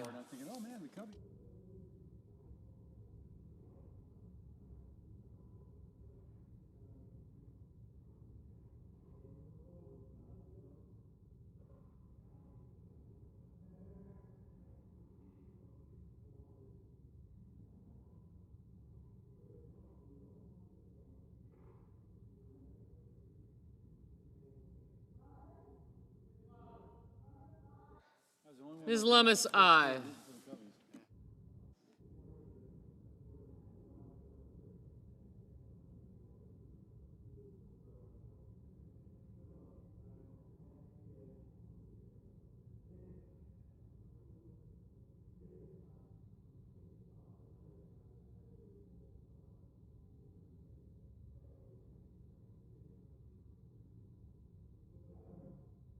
Mr. Boozman, aye.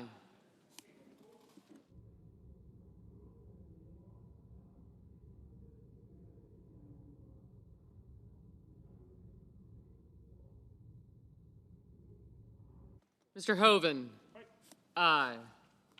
Mr. Kelly, no.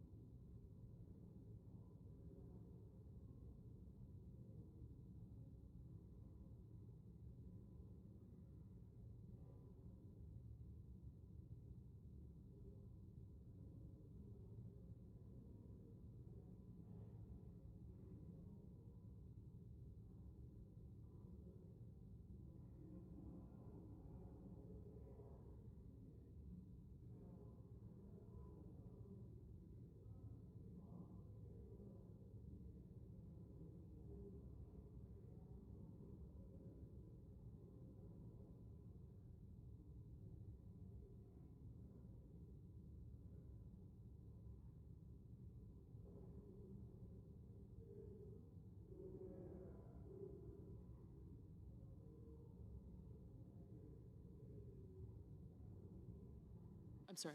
Mr. Wyden, no. Mr. Booker, no.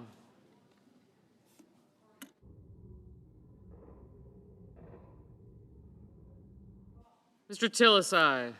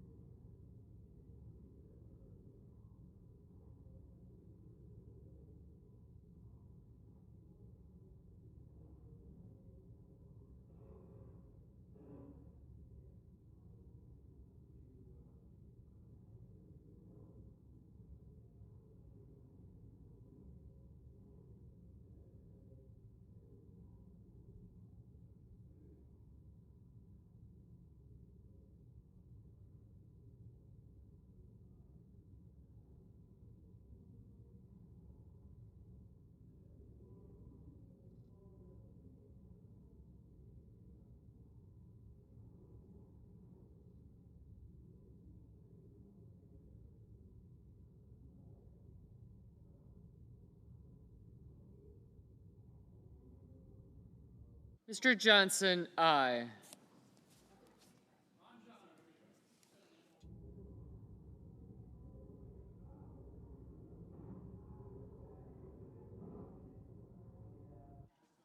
Mr. Kennedy, aye.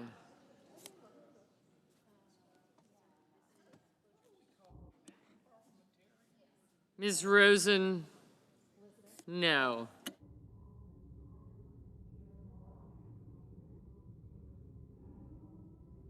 Mr. Van Hollen, no.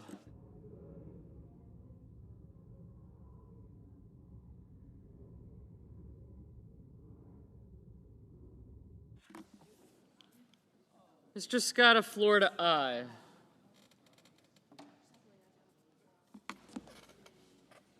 Mr. Reed, no. Mr. Murphy, no.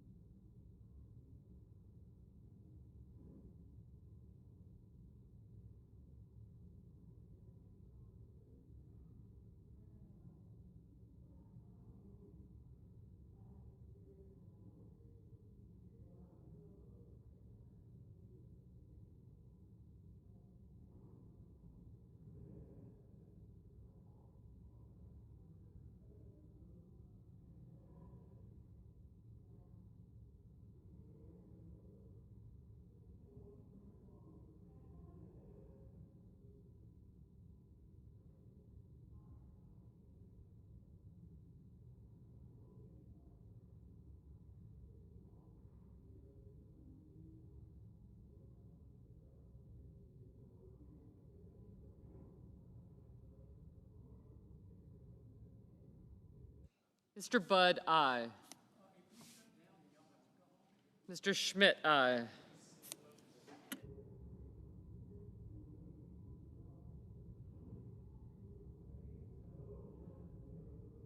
Mr. Banks, aye. Mr. Mullen, aye.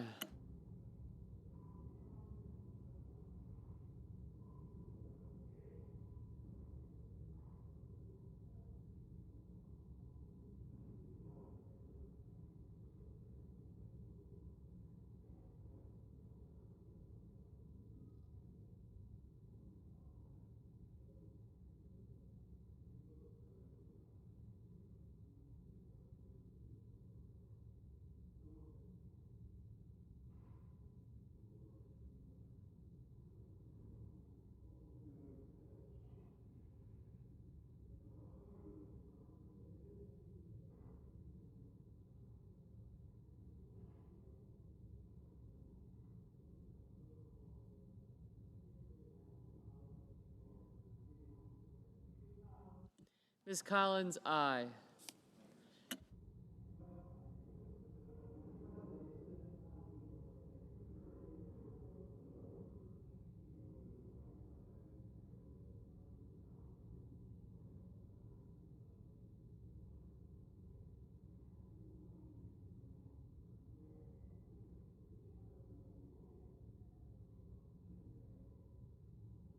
Mr. Warnock, no.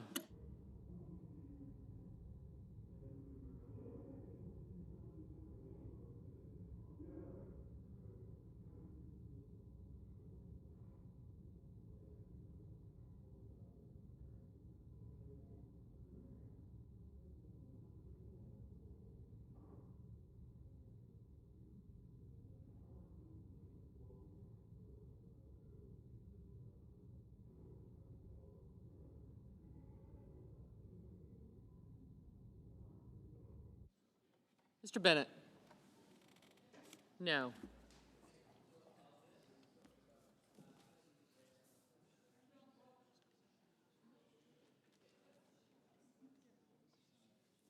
Mr. Kit, Mrs. Britt, aye.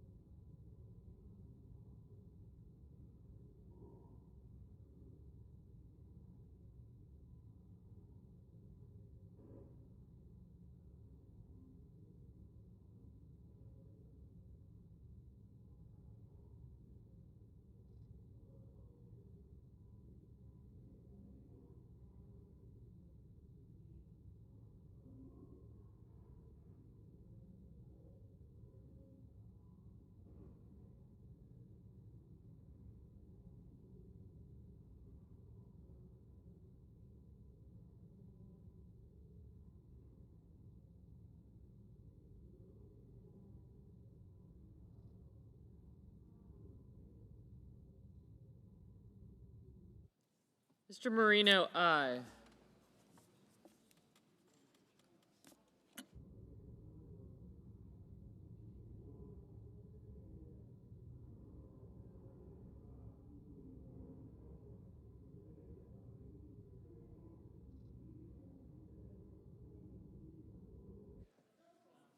Mr. Cruz, aye. Mr. Coons, no.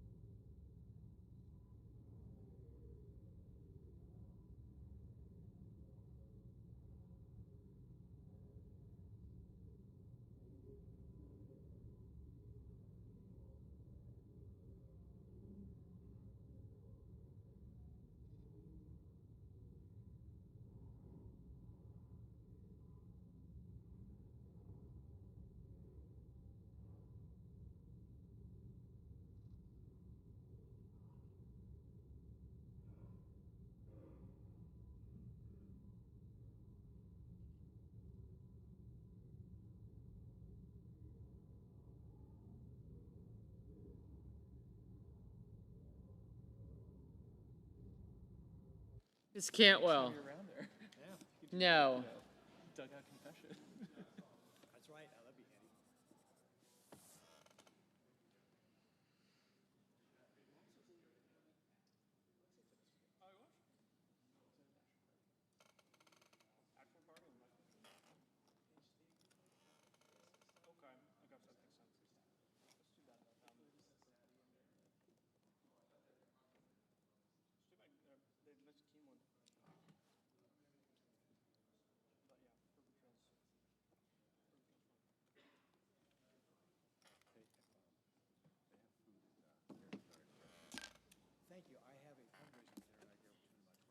I'm missing Schumer, Murkowski.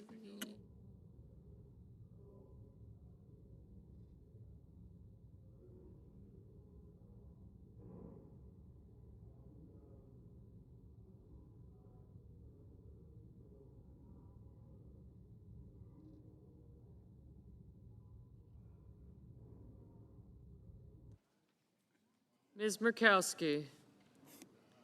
No.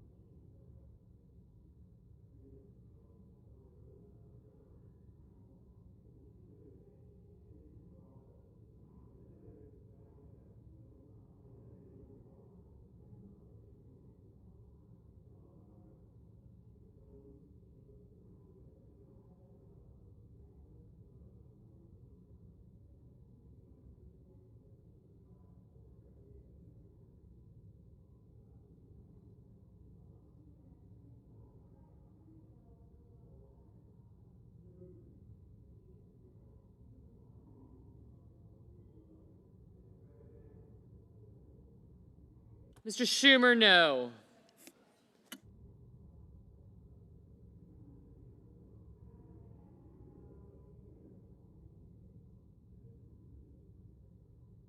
Mr. McCormick, aye. Thank you.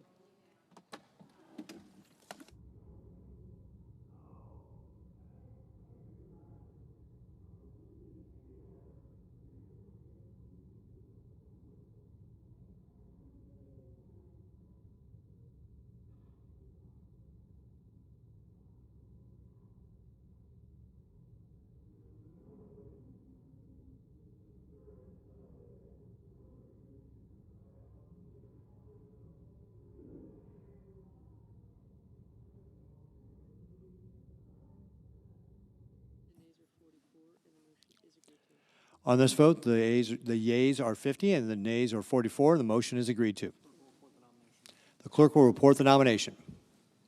Federal Reserve System, Stephen Miran of New York, to be a member of the Board of Governors.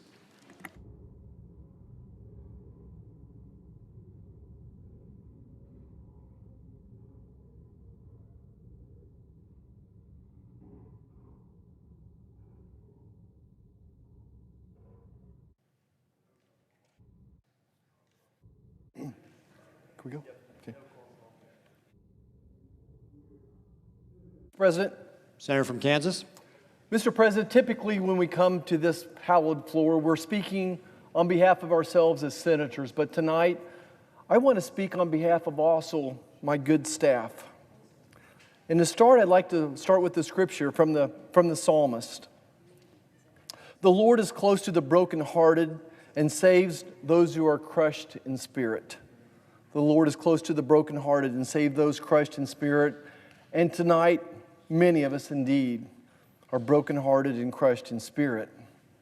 It's tonight that we gather with heavy hearts to honor the extraordinary life of Charlie Kirk, a visionary conservative leader whose unyielding passion for freedom and faith ignited millions. Taken from us far too soon by a tragic political assassination on September 10th, 2025, Charlie's light continues to shine as a beacon for all of us who cherish liberty.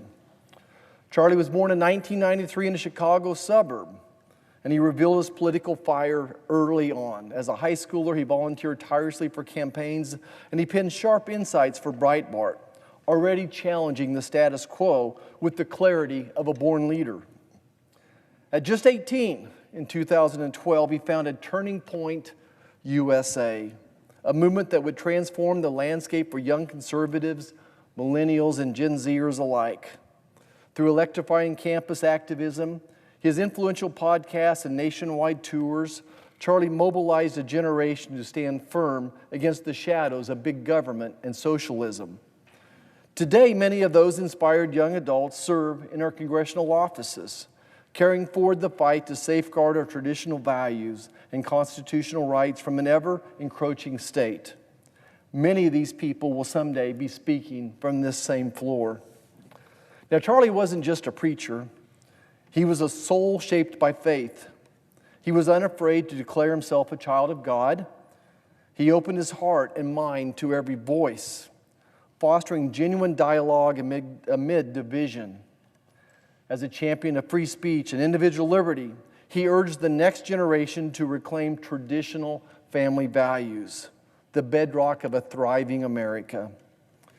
Through Turning Point USA and his commanding media presence, he didn't merely shape conservative thought. He empowered a movement, defending our ideas against progressive overreach with grace, grit, and unwavering optimism. Though an evil act sought to silence him, it only amplified his voice, transforming Charlie into a hero, a martyr whose sacrifices kindled a fire in us all. His spirit endures in the hearts of those he empowered to fight for liberty, reminding us that true leaders don't fade, they inspire. So I ask you, everyone listening today, including those of us who are brokenhearted and crushed in spirit, let us honor Charlie by living lives worthy of his legacy. Let not your anger turn into hate. Let me say that again. Let not your anger turn into hate. Please don't let Charlie's distractors win. Rather, channel your emotions into fighting with renewed vigor for the heart and soul of this great republic, nurturing the next generation of conservative leaders. Charlie's flame burns brighter through each of us. May Charlie Kirk rest in peace. And may God bless his memory, his family, and our shared mission. Thank you, Mr. President. I yield the floor.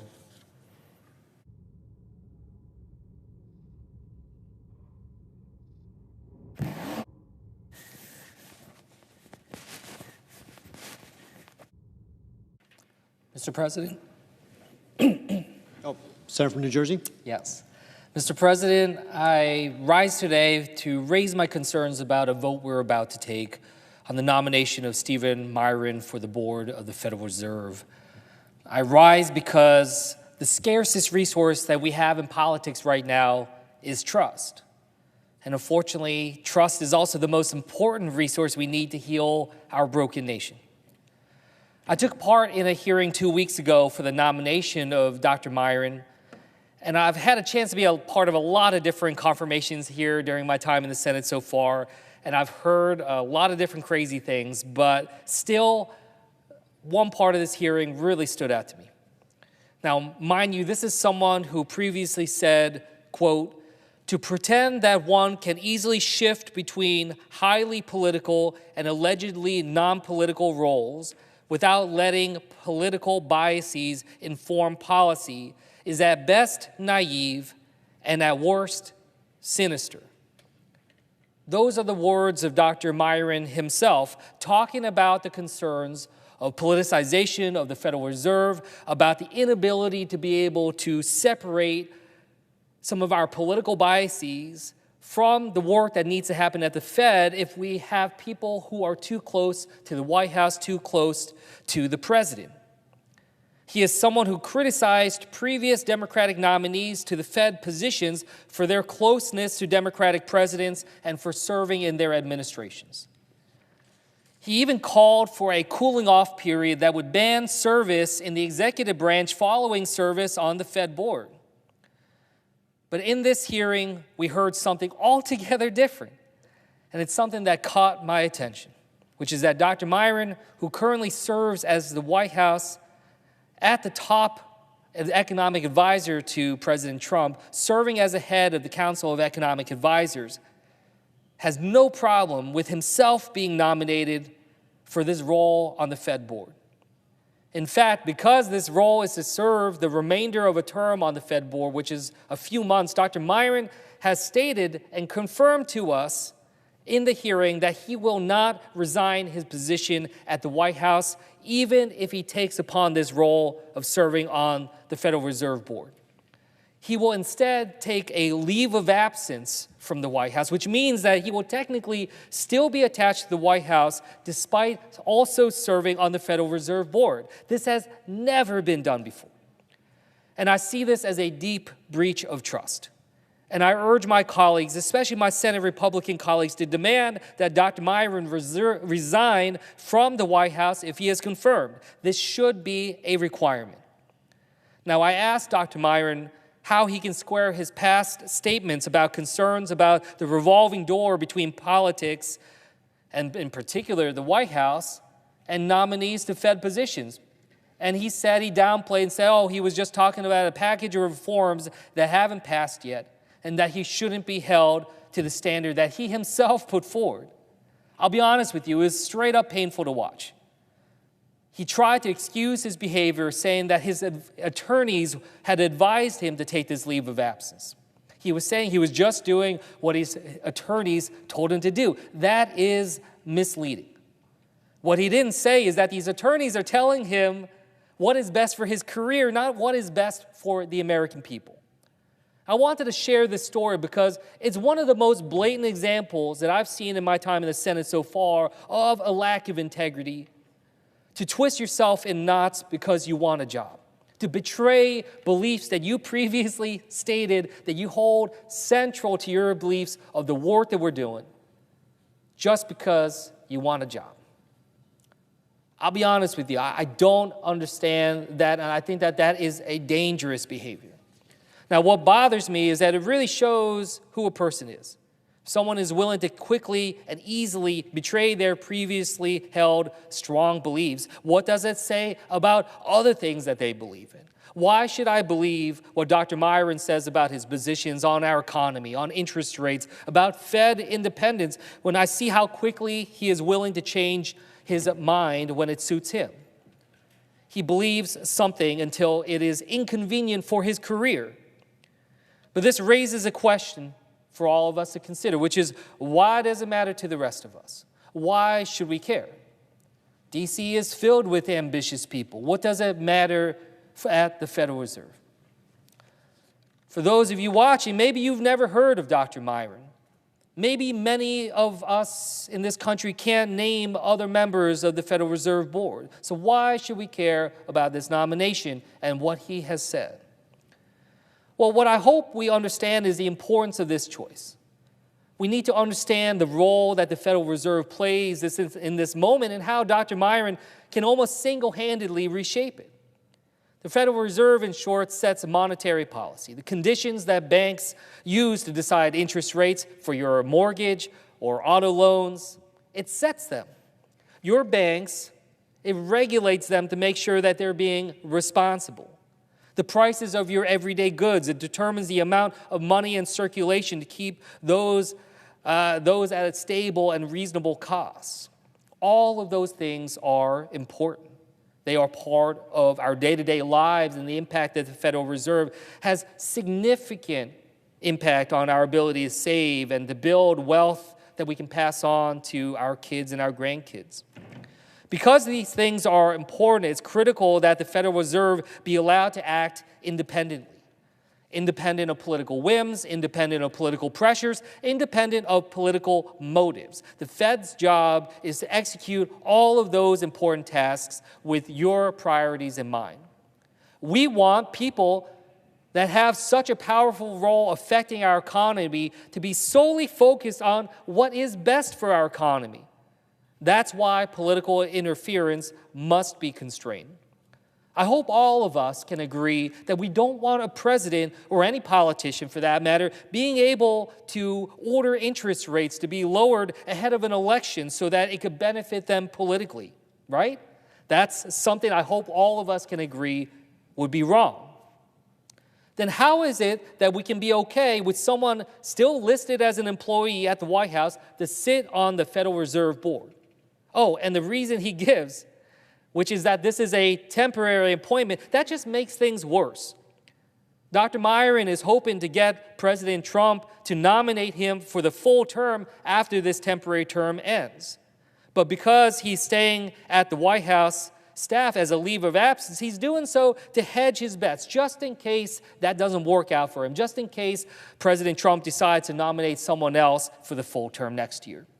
So this exposes the heart of the problem, which is that this vote that we're about to take here in the Senate, that Dr. Miran thinks of this as just a tryout, as just an audition, as just an opportunity for him to be able to do this and try to stay on President Trump's good side, keeping his fingers crossed for Trump to approve of his work so that he gets the full nomination next year. Of course he will feel pressure to do as Trump wants him to do in the interim about interest rates and feel beholden to him. So either Dr. Miran can decide that he wants to remove himself from consideration of the full term next year, or he should do what he himself has said that we should have, which is a ban on people being able to do this revolving door. He should at least step up and say that he will resign his position at the White House if this vote confirms him for this position. Because these challenges and these conflicts of interest are exactly why Dr. Miran previously called for a ban on this revolving door between the Fed and the White House and the executive branch. There are many other reasons for senators to oppose this nomination, but I wanted to focus on this one because I believe a majority of senators agree with this lack of independence by this decision by Dr. Miran to be able to continue to stay at the White House. Stephen Miran has every opportunity to do the right thing and ensure no conflicts of interest occur, but he refused. He had the chance to earn the trust of the United States Senate and the American people, but he refused. But we here in this chamber can do the right thing. If Dr. Miran wants his nomination to go forward, he should commit to resigning from the White House. Otherwise, this chamber should not move and vote his nomination through. And with that, I'll yield back.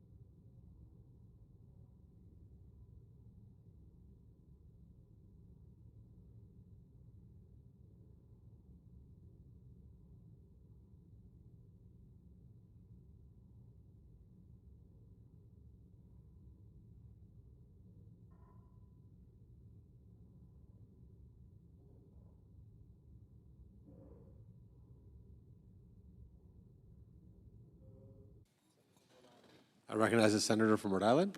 Thank you very much, Mr. President. Mr. President, I rise in opposition to President Trump's nomination of Stephen Miran to be a governor of the Federal Reserve Board. The Federal Reserve is among the most important economic institutions in the world, let alone the United States. Simply put, it is authorized to create money and determine the cost of that money by setting interest rates, all with the goal of achieving maximum employment and stable prices. When its 7 board members have a degree of protection from political interference, then the Fed is better able to contribute to sound economic policy for the nation. That's because they have freedom to make tough decisions that may not be favored by the White House or the Congress, but that are necessary to achieve its dual mandate. It is unfortunate that Dr. Miran demonstrated at his nomination hearing that he is a political partisan and that he will be President Trump man at the Fed. As if to emphasize the point, Dr. Miran intends to perform his job while, quote, on leave from his current position as the chair of the Council of Economic Advisors at the White House. In other words, he will be keeping his job as the president's chief economic advisor while being able to vote on interest rates.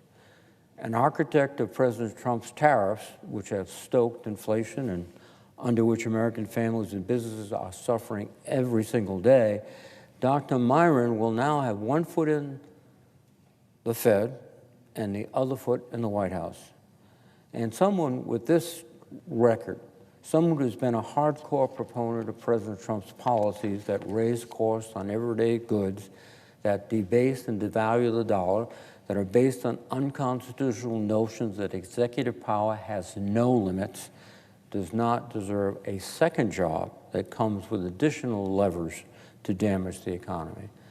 So I will be voting no on Dr. Miran based on his track record and qualifications. I will also be voting no because he will be making a mockery of the law by refusing to relinquish his White House job. The Federal Reserve Act says that, quote, the members of the board shall devote their entire time to the business of the board. This means quite simply that Dr. Miran should and cannot have contact with the White House whatsoever while at the Fed. In other words, there must be very strong firewalls separating Miran's Fed duties from his White House duties. Those firewall walls will not work for this president, who demands that his advisors serve his own personal interest, who demands total fealty, and who acts as if he is above the law. Those firewall walls will not work for this agency because President Trump is obsessed with browbeating the Fed into submission. He routinely demands that the Fed cuts rates from 4.25% to 1%. He has tried to intimidate Chair Powell, a Republican whom Trump first appointed, calling him a loser, stupid, corrupt, and incompetent, simply because he won't do exactly what President Trump wants. And traditional firewalls will not work for this nominee. As the president's chief economist, Dr. Miran will almost certainly pick up the phone if Trump calls. He will be reading Trump's social media posts. He has every incentive to do Trump's bidding so he can return to the White House job. And even in the unlikely event that Dr. Miran acts independently, then Trump will simply oust him, fire him from the Council of Economic Advisors. Most troubling, Dr. Miran has testified that as he received advice from White House lawyers blessing this arrangement. This kind of self-certification is dubious at best. Dr. Miran has failed to produce it. That's why I joined Ranking Member Warren and several of our Banking Committee colleagues in demanding that Dr. Miran share this analysis. And as is typical with this administration, he did not even respond to our request. Dr. Miran's stonewalling can only be read as a concession that this is a corrupt bargain. Critical questions remain unanswered because of Dr. Miran's contempt of the Banking Committee, his evasion of our questions, and his refusal to provide details about this fraught proposal to retain his White House job while at the Fed. He must be straightforward and honest about how he intends to do the job. And he must acknowledge the reality that the president will have enormous influence and leverage over him. We must have answers before the Senate votes on this nomination, which is minutes away, and we will not get those answers. I will also be voting no because Dr. Miran has shown exceptionally poor integrity in this confirmation process. He tweeted in 2023 that no person, quote, on the planet can go from highly political operative to political neutral just because he or she gets a promotion. That's just not how human beings work, close quote. He said this during the Biden administration when a Fed governor resigned to become an economic advisor to the president in the White House. Dr. Miran himself now wants to move between the Fed and the White House. Under Dr. Miran's own standard, he would need to violate the law of physics to be capable of acting independently. Just last year, Dr. Miran wrote a 25-page paper proposing an overhaul of the structure and governance of the Fed. In that paper, he wrote that, quote, short-circuiting the revolving door between the Fed and the executive branch is critical to reducing the incentives for officials to act in the short-term political interests of the president, close quote. Yet he is now racing through this revolving door. He called for specific reforms to shut this revolving doors. Those reforms include prohibiting any government from returning to the executive branch for 4 years, removing the 4 cores removal for protection for governors, and the current president voluntarily refraining from removing any incumbent board members or Reserve Bank leaders during his term. At his confirmation hearing, Dr. Miran didn't even try to stand by these proposals. He testified that this proposal was a package deal. It was a suite of checks and balances, and it's highly inappropriate to take one check or balance outside the context of the overall package. However, Dr. Miran badly mischaracterized his own work. In his paper, Dr. Miran never said that these programs were a package deal or that they must be implemented in an all-or-nothing manner. To the contrary, he wrote that this, quote, proposal can be implemented in a piecemeal fashion, one policy at a time, if legislatively easier. Well, he has the chance to implement it one point at a time by simply resigning from the Council of Economic Advisors. This nominee is asking for the American people's trust to set the nation's credit and monetary policy. By misleading the Banking Committee, and this is deliberate, he has demonstrated that he cannot be trusted with this responsibility. Like so many of this administration's nominees, Dr. Miran knew that standing by his previous views would take him out of the running.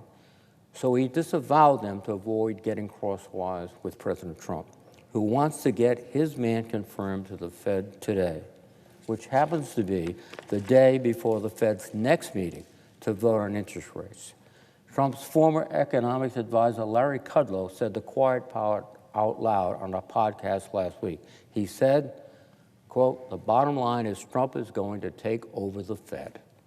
Dr. Miran's appointment is a critical piece of Trump's hostile takeover, along with the attempted ouster of Governor Cook and the continued attacks on Chair Powell. When the Fed becomes controlled by Trump's yes men, it won't speak with enough authority to achieve its mandate. Inflation will get out of control and higher prices will persist. Rates on credit cards, auto loans, and mortgages will go up. Americans will be asked to pay more to finance our nation's enormous and growing public debt. This outcome is unacceptable, while millions of Americans are struggling to cover increased cost of everyday expenses. I would like to close by quoting former Republican Senator Pat Toomey from Pennsylvania, but also a native of Rhode Island, who ably served as the ranking member of the Banking Committee. In 2021, he spoke against one of President Biden's nominees to the Federal Reserve and said, the American people deserve a serious nominee who will serve without a political agenda. It is exceptionally important to keep politics out of monetary policy. Applying Senator Toomey's principles, Dr. Miran has not demonstrated his ability to serve, quote, quote, without a political agenda. He has not demonstrated that he is a serious nominee, and he's not demonstrated that he will serve without a political agenda. Instead, he has demonstrated his loyalty to President Trump and essentially thumbed his nose at the Senate. He has already compromised his independence through his plan to hold on to his White House position. And I urge my colleagues to vote against this nominee, not only for the benefit of the Federal Reserve, but for the integrity of the United States Senate. Thank you, Mr. President, and I yield the floor. I recognize the senator from Louisiana. Is there further debate? If not, the question occurs on the nomination. Ask for the yeas and nays. Is there a sufficient second? There appears to be.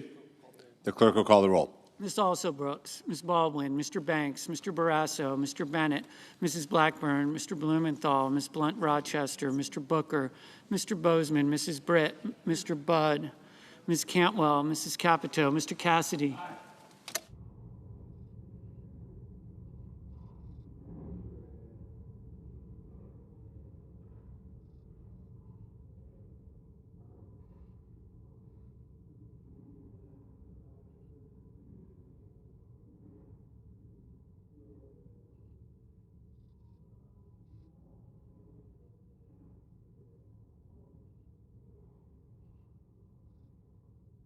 Ms. Collins.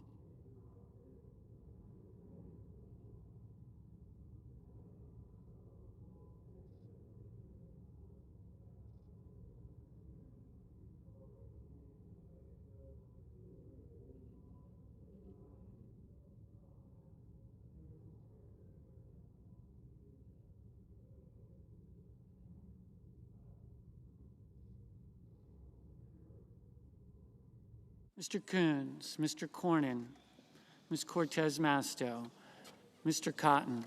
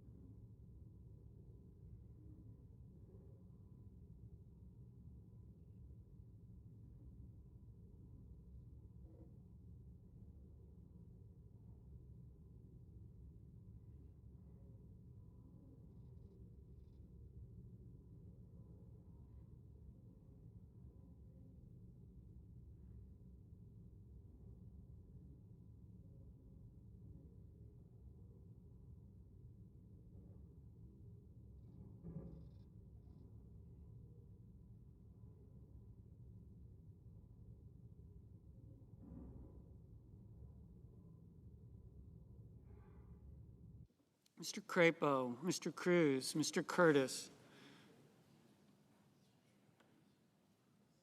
Mr. Daines, Ms. Duckworth, Mr. Durbin, Ms. Ernst, Mr. Fetterman, Mrs. Fisher, Mr. Gallego, Mrs. Gillibrand, Mr. Graham, Mr. Grassley,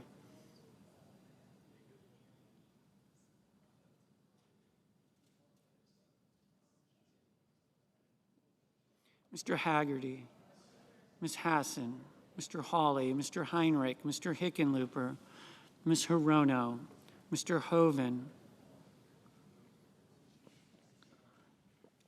Mr. Husted, Mrs. Hyde-Smith, Mr. Johnson, Mr. Justice, Mr. Kane, Mr. Kelly,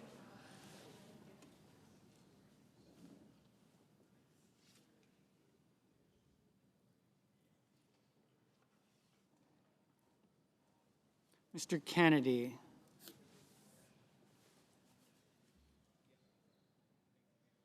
Mr. Kim, Mr. King, Ms. Klobuchar, Mr. Langford, Mr. Lee, Mr. Lujan,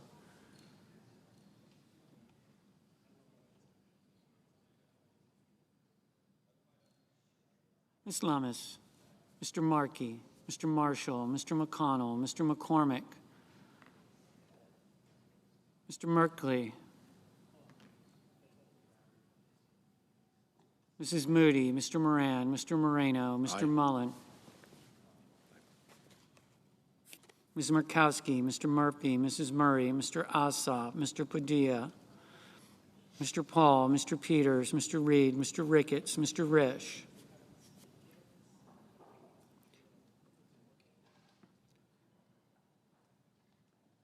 Ms. Rosen,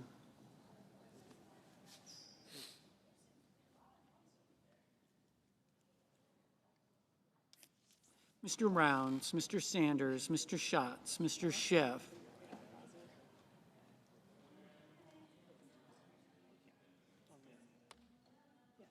Mr. Schmidt, Mr. Schumer, Mr. Scott of Florida, Mr. Scott of South Carolina, Mrs. Shaheen, Mr. Sheehy, Ms. Slotkin,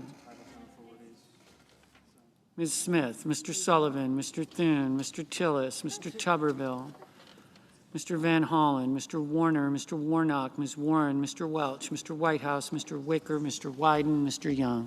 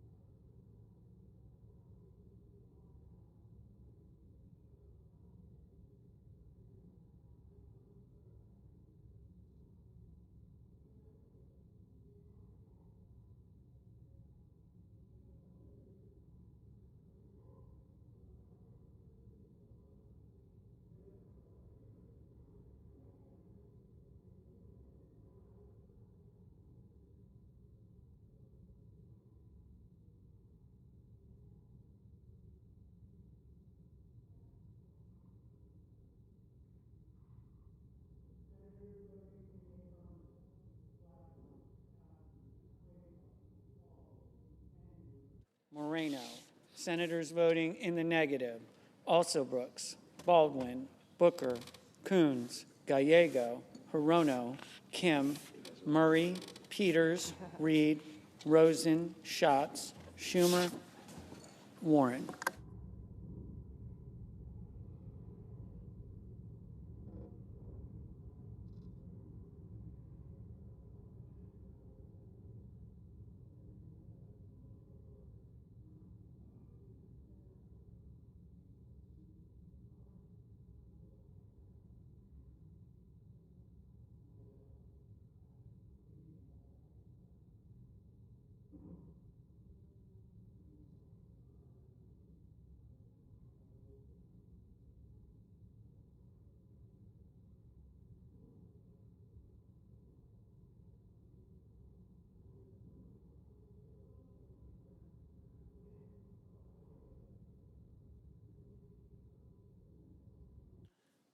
Ms. Blunt Rochester, Ms. Blunt Rochester, no.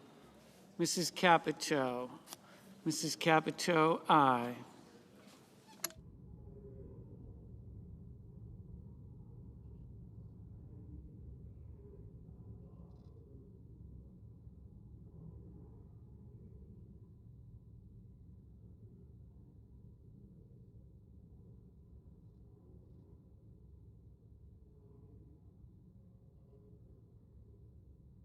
Ms. Cantwell, no.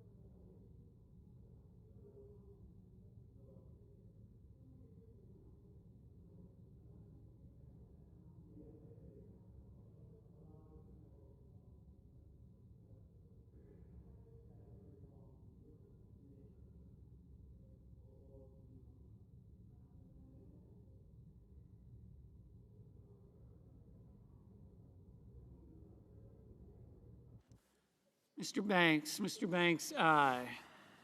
Mr. Marshall, aye.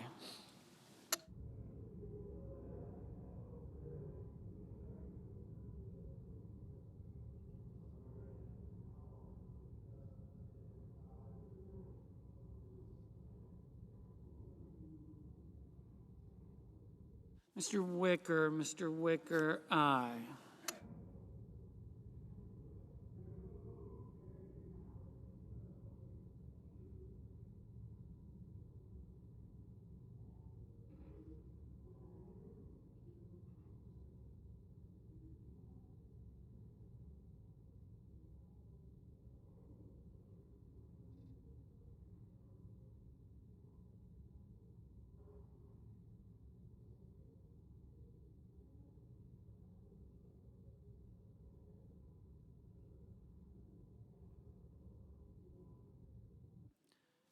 Mr. King, no. Mr. Durbin, no.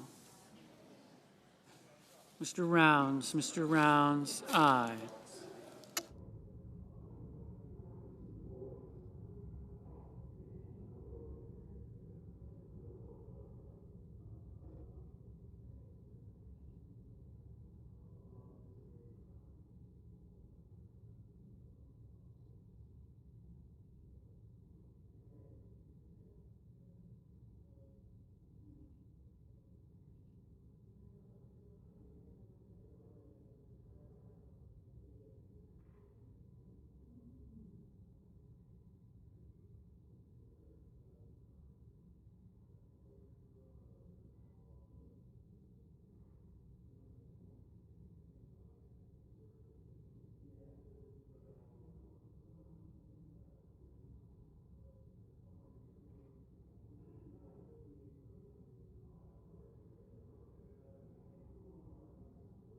Mr. Sheehy, Mr. Sheehy.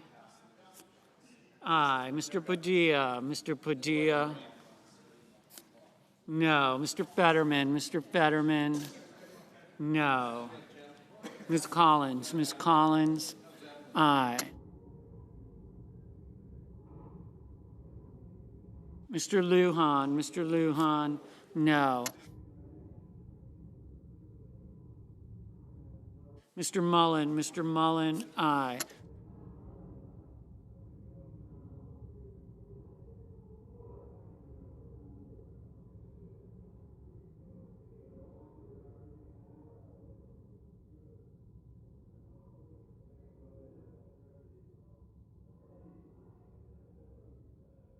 Mr. Cornyn, Mr. Cornyn.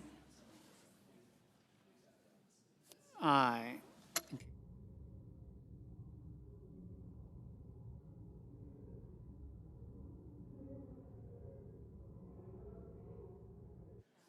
Mr. Wyden, Mr. Wyden, no. Ms. Hassan, Ms. Hassan, no.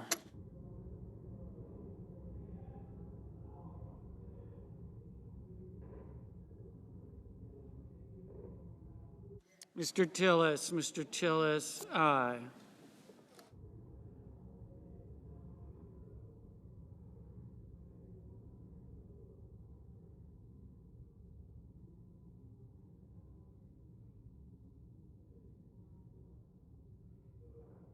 Mr. Bennett, Mr. Bennett, no.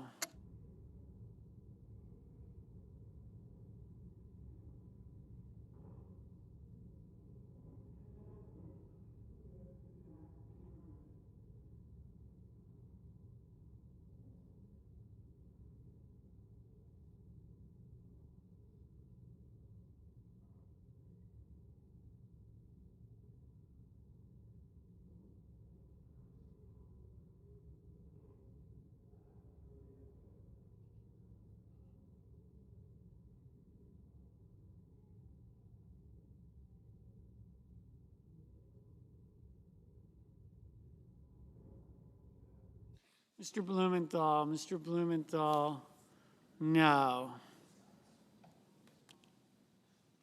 Mr. Barrasso, aye. Mr. Thune, aye.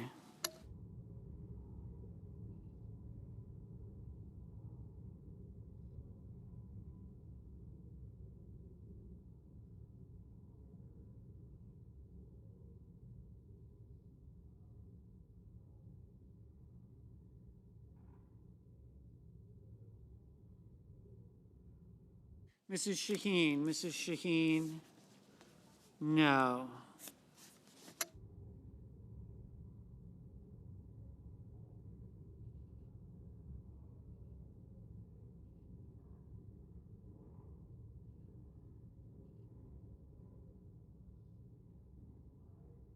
Mr. Grassley, aye.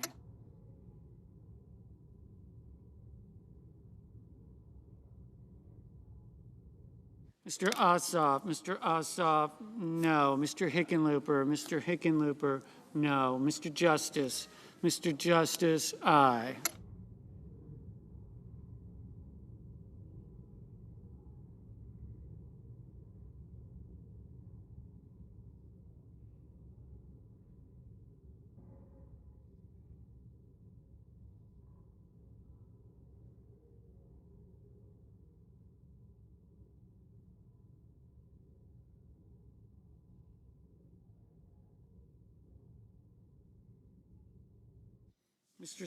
Mr. Scott of Florida, aye.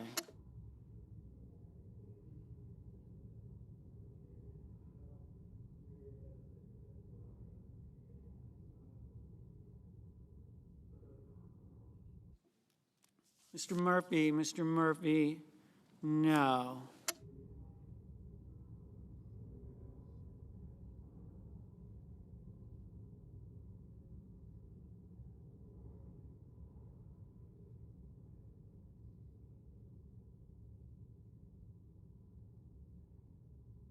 Mr. Kramer, aye. Mr. Budd, aye.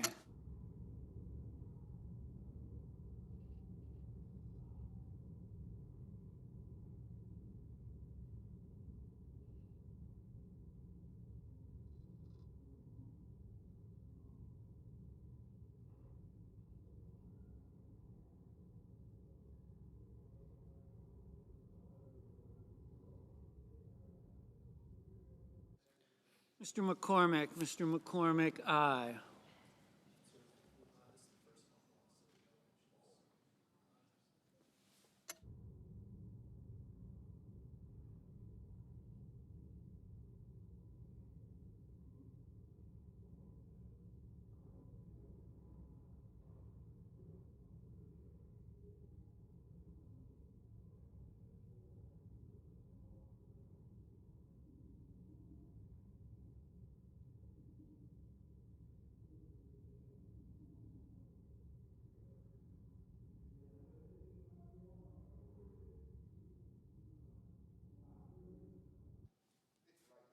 Mr.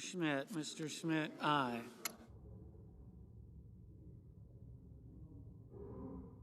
Mr. Graham, aye.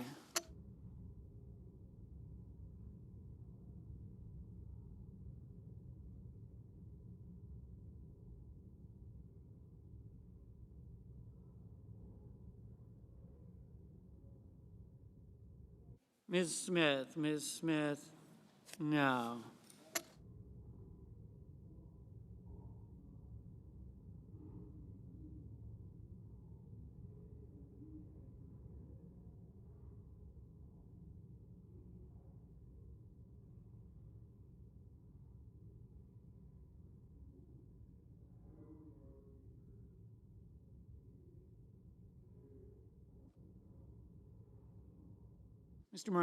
Mr. Moran, aye. Ms. Markowski, no.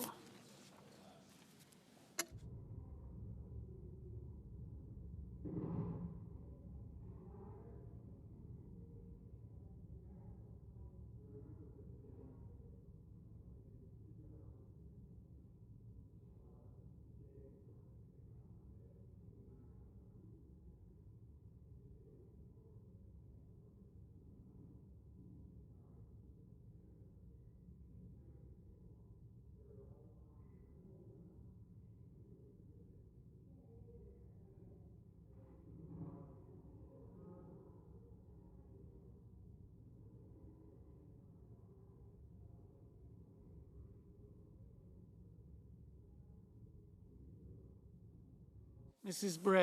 Britt, aye. Mrs. Hyde Smith, aye.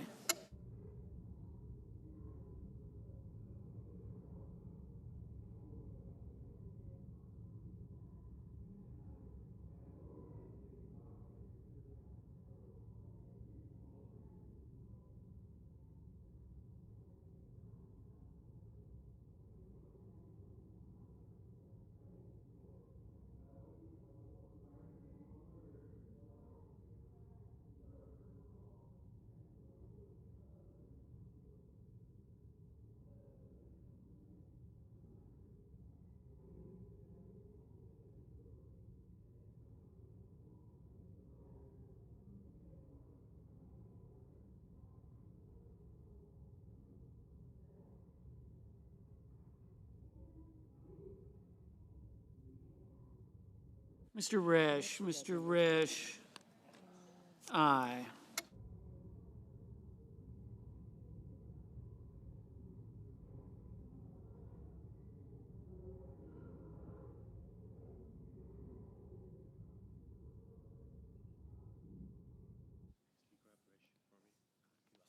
Mr. Husted, aye.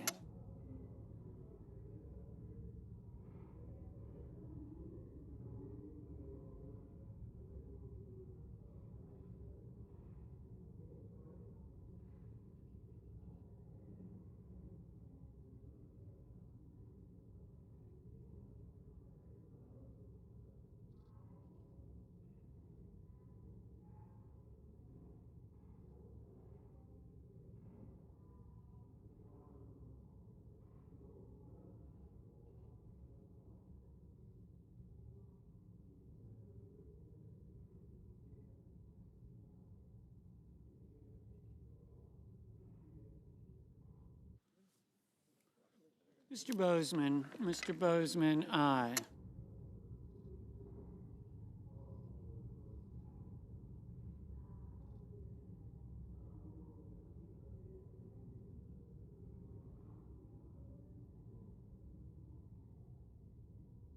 Mr. Van Hollen, Mr. Van Hollen, no.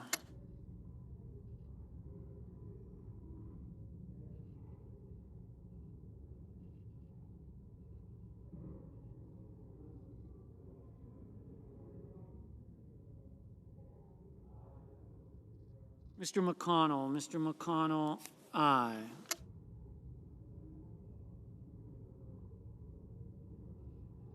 Mr. Markey, no.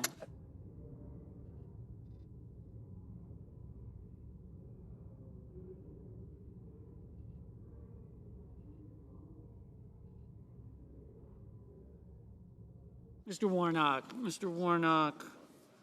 no.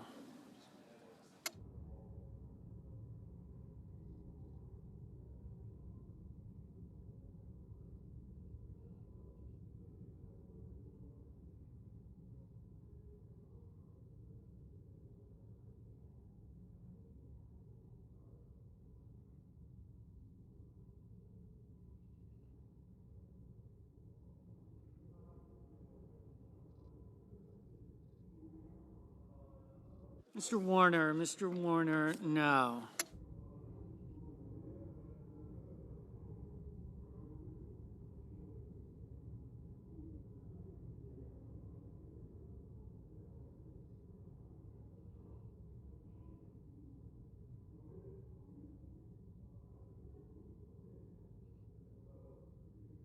Mr.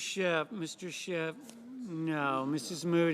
Moody, aye.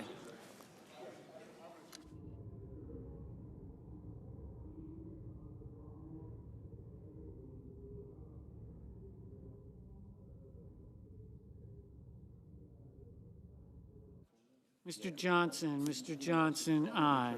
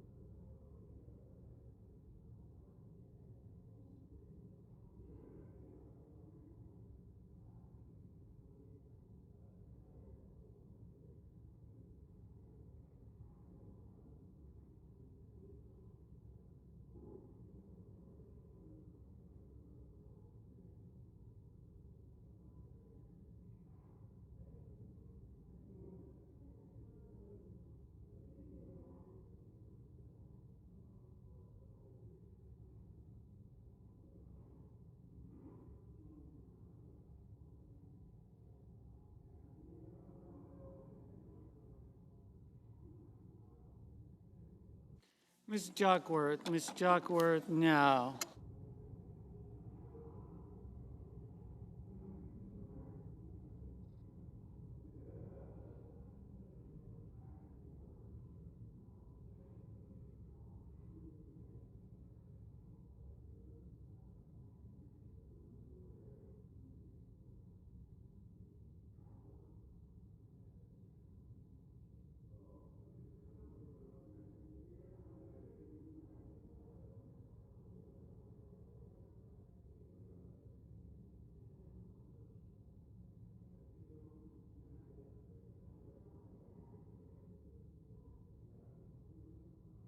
Ms. Cortez Masto, no.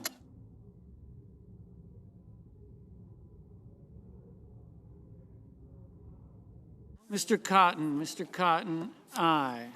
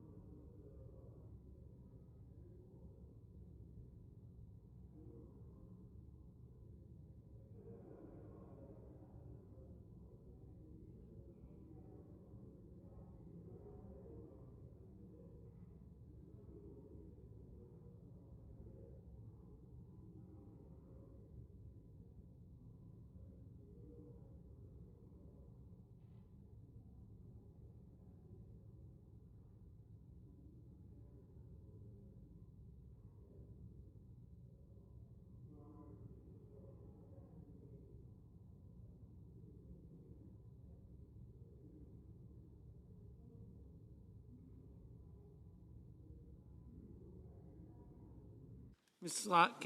Slotkin. No.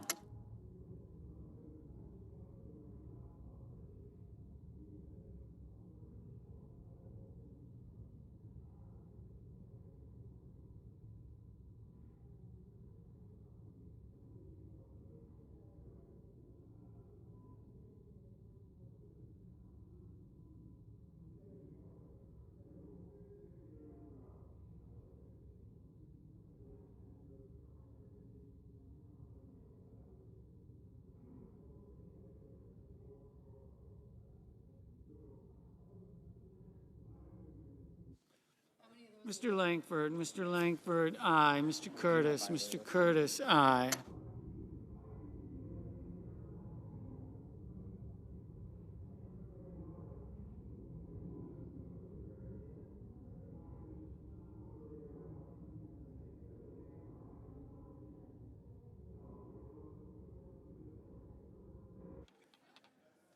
Mr. Hoven, aye.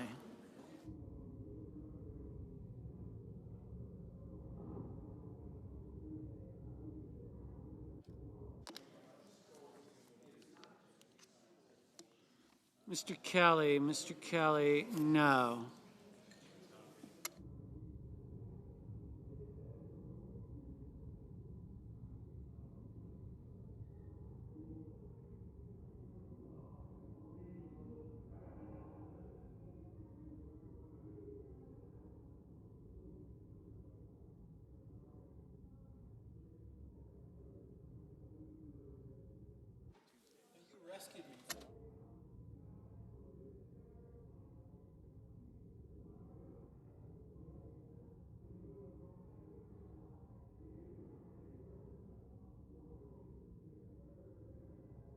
Mr. Welch, no.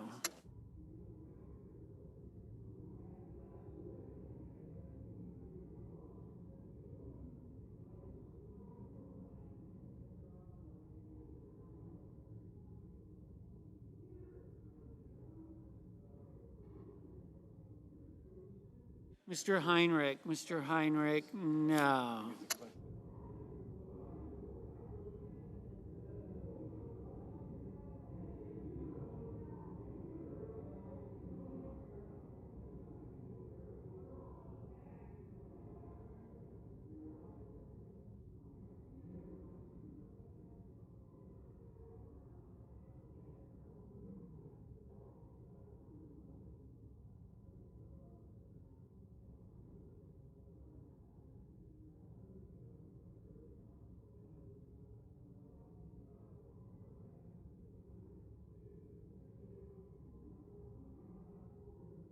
Mr. Merkley, no.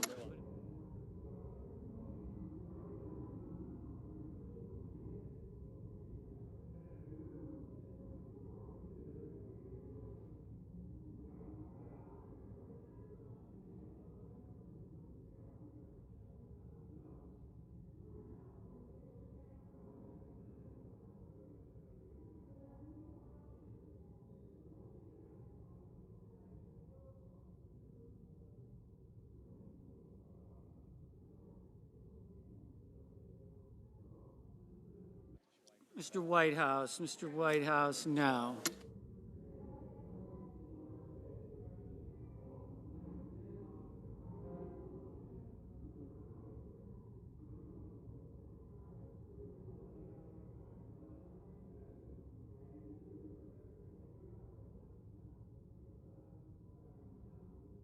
Mr. Young, aye.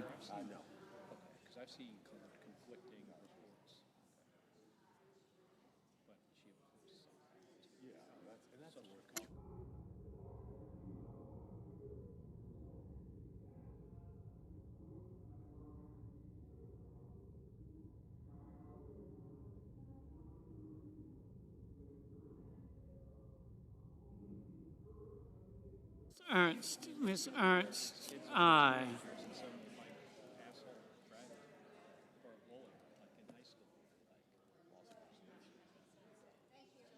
Mrs. Gillibrand, no.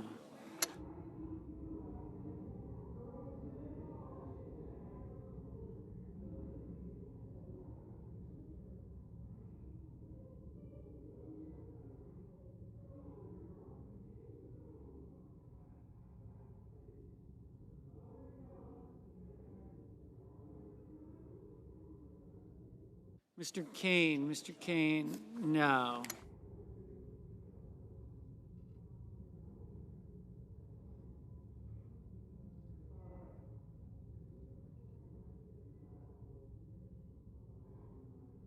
Ms. Klobuchar, no.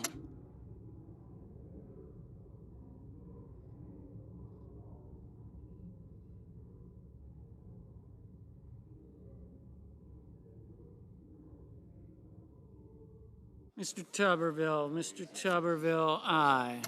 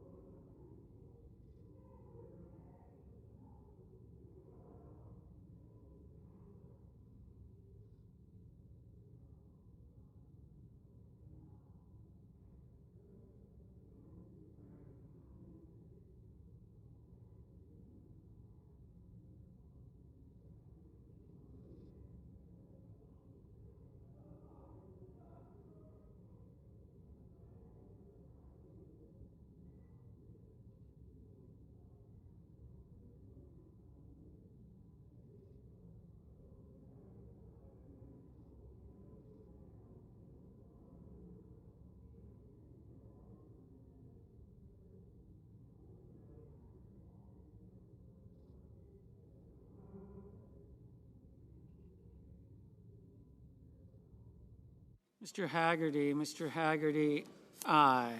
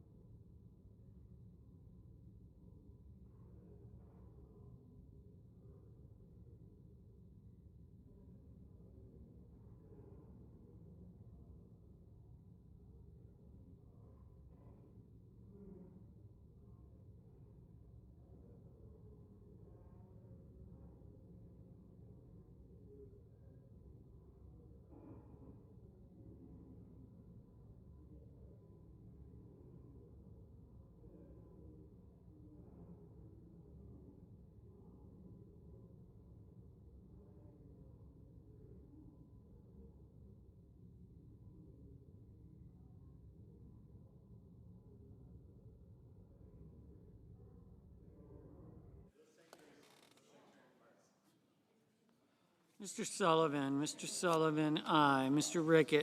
Ricketts, aye.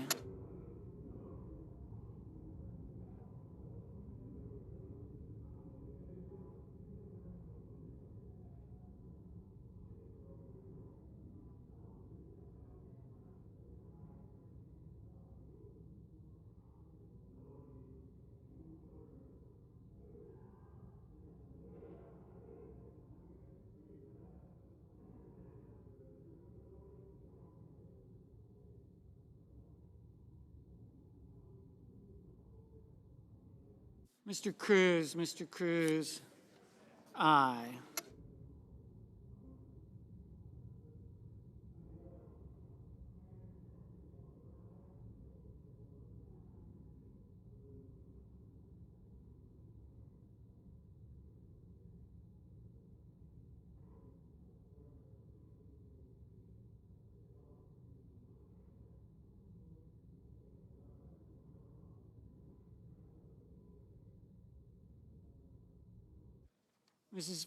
Mrs. Fisher, aye.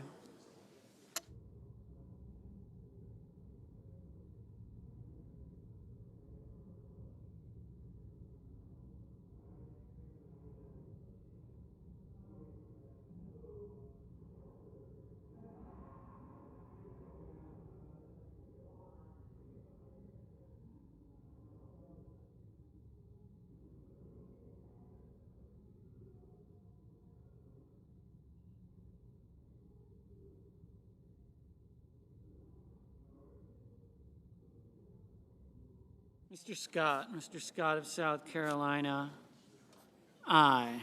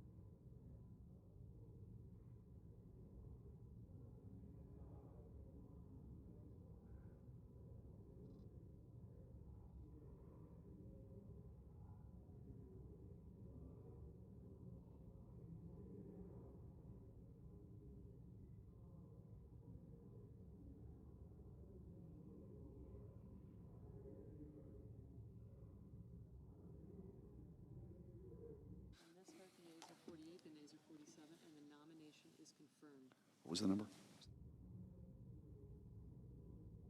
The yeas are 48, the nays are 47, and the nomination is approved.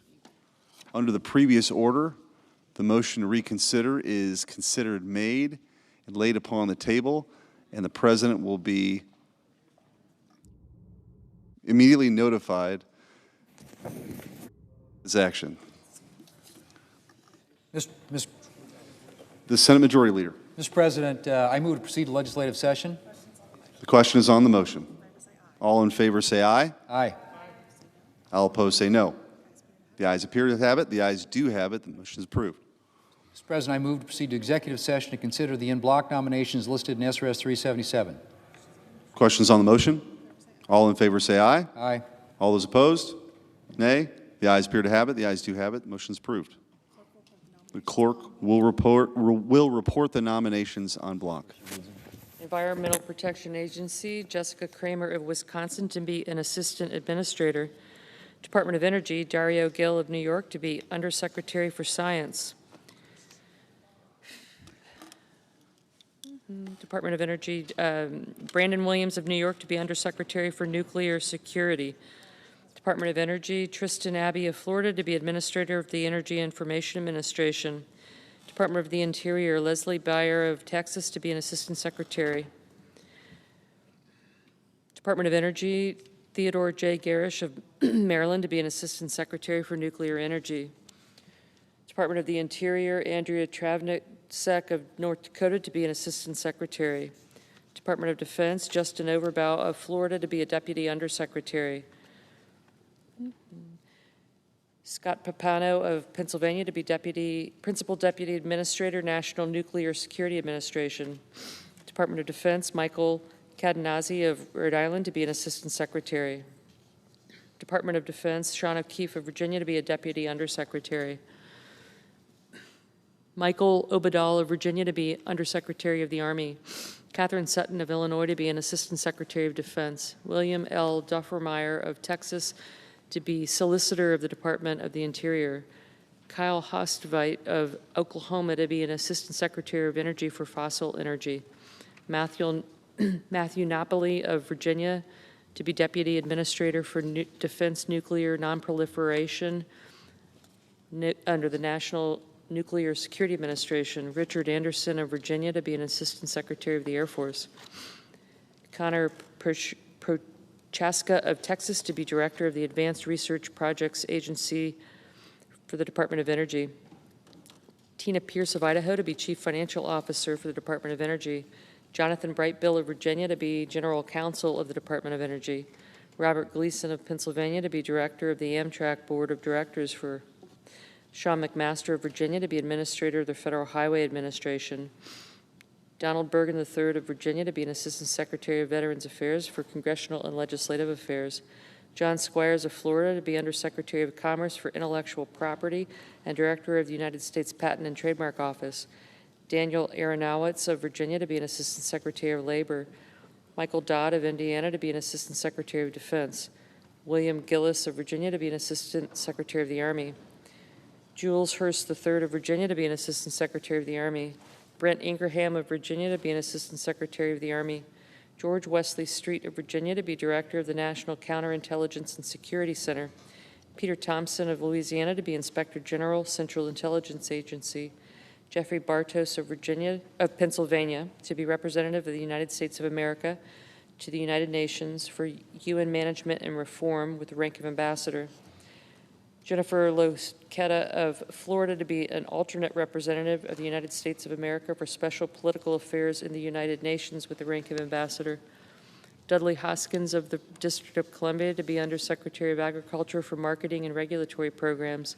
Scott Hutchins of Indiana to be Undersecretary of Agriculture for Research, Education, and Economics. Benjamin DiMarzo of Virginia to be an Assistant Secretary of Housing and Urban Development. Jovan Jovanovic of Pennsylvania to be President of the Export-Import Bank of the United States. Richard Fordyce of Missouri to be Undersecretary of Agriculture for Farm Production and Conservation. Paul Roberti of Rhode Island to be Administrator of the Pipeline and Hazardous Materials Safety Administration for the Department of Transportation. Jonathan Morrison of California to be Administrator of the National Highway Traffic Safety Administration, Jason Evans of Texas to be an Undersecretary of State for Management, Edward Aloysius O'Connell of the District of Columbia to be an Associate Judge of the Superior Court of the District of Columbia, Catherine Scarlett of Ohio to be a member of the Council on Environmental Quality, Brian Switzer of Virginia to be a Deputy United States Trade Representative for Asia Textiles, Investment Services, and Intellectual Property with the rank of Ambassador, Callista Gingrich of Florida to be Ambassador of the United States of America to the Principality of Liechtenstein, Kimberly Guilfoyle of Florida to be Ambassador of the United States of America to Greece, Christine Toretti of Pennsylvania to be Ambassador of the United States of America to the Kingdom of Sweden, Peter Lamelas of Florida to be Ambassador of the United States of America to the Argentine Republic. Senator, I send a cloture motion to the desk. the clerk will report. Cloture motion, we, the undersigned senators, in accordance with the provisions of Rule 22 of the Standing Rules of the Senate and the provisions of Senate Resolution 377 from the 119th Congress, do hereby move to bring to a closed debate on executive calendar numbers 89, 105, 107, 121, 122, 123, 124, 132, 133, 135, 136, 137, 139, 141, 142, 152, 153, 154, 156, 157, 161, 177, 180, 185, 251, 276, 277, 278, 279, 283, 285, 289, 290, 297, 298, 303, 305, 324, 344, 346, 352, 356, 362, 365, 149, 286, 302, 350 en bloc, signed by 17 senators as follows. Mr. President, I ask unanimous consent the reading of the names be waived. Without objection. Mr. President, I understand that there are two bills at the desk, and I...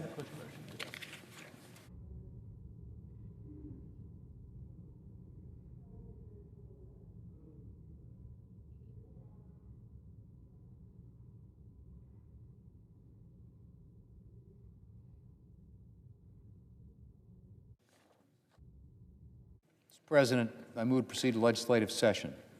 Questions on the motion? All in favor say aye. Aye. All those opposed say no. The ayes appear to have it. The ayes do have it. The motion is approved.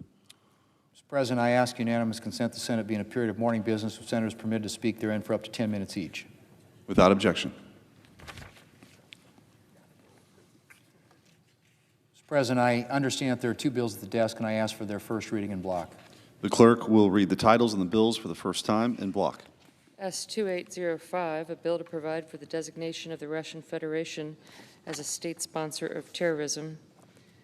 S-2806, a bill to provide for automatic continuing appropriations. President, I now ask for a second reading, and I object to my own request, all in block. The objections heard. The bills will be read for a second time on the next legislative day. Mr. President, I ask unanimous consent that the Senate now proceed to the in-block consideration of the following resolutions which are at the desk. S-Res 387, S-Res 388. Without objection. The Senate will proceed to the resolution in block. Mr. President, I ask unanimous consent that the resolutions be agreed to, the preambles be agreed to, and that the motion to reconsider be considered and made laid upon the table, all in block. Without objection. Mr. President, I ask unanimous consent that the appointment at the desk appear separately in the record as if made by the chair. Without objection. I ask unanimous consent that when the Senate completes its business today, it stand adjourned until 10 a.m. on Tuesday, September the 16th, that following the prayer and pledge, the journal proceedings be approved today at the morning hour be deemed expired, the time for the two leaders be reserved for their use later in the day, morning business be closed, and the Senate resume consideration of calendar number 115 S-2296. Further, that the Senate recess from 12:30 p.m. until 2:15 p.m. to allow for the weekly conference meetings. Without objection. Mr. President, for the information of all senators, we expect one roll call vote on the motion to proceed to SJ-Res 60 at approximately 2:30 p.m. and another roll call vote on the motion to proceed to Senator Paul's budget resolution around 5:30 p.m. tomorrow. If there's no further business to come before the Senate, I ask that it stand adjourned under the previous order. The Senate stands adjourned until 10 a.m. tomorrow.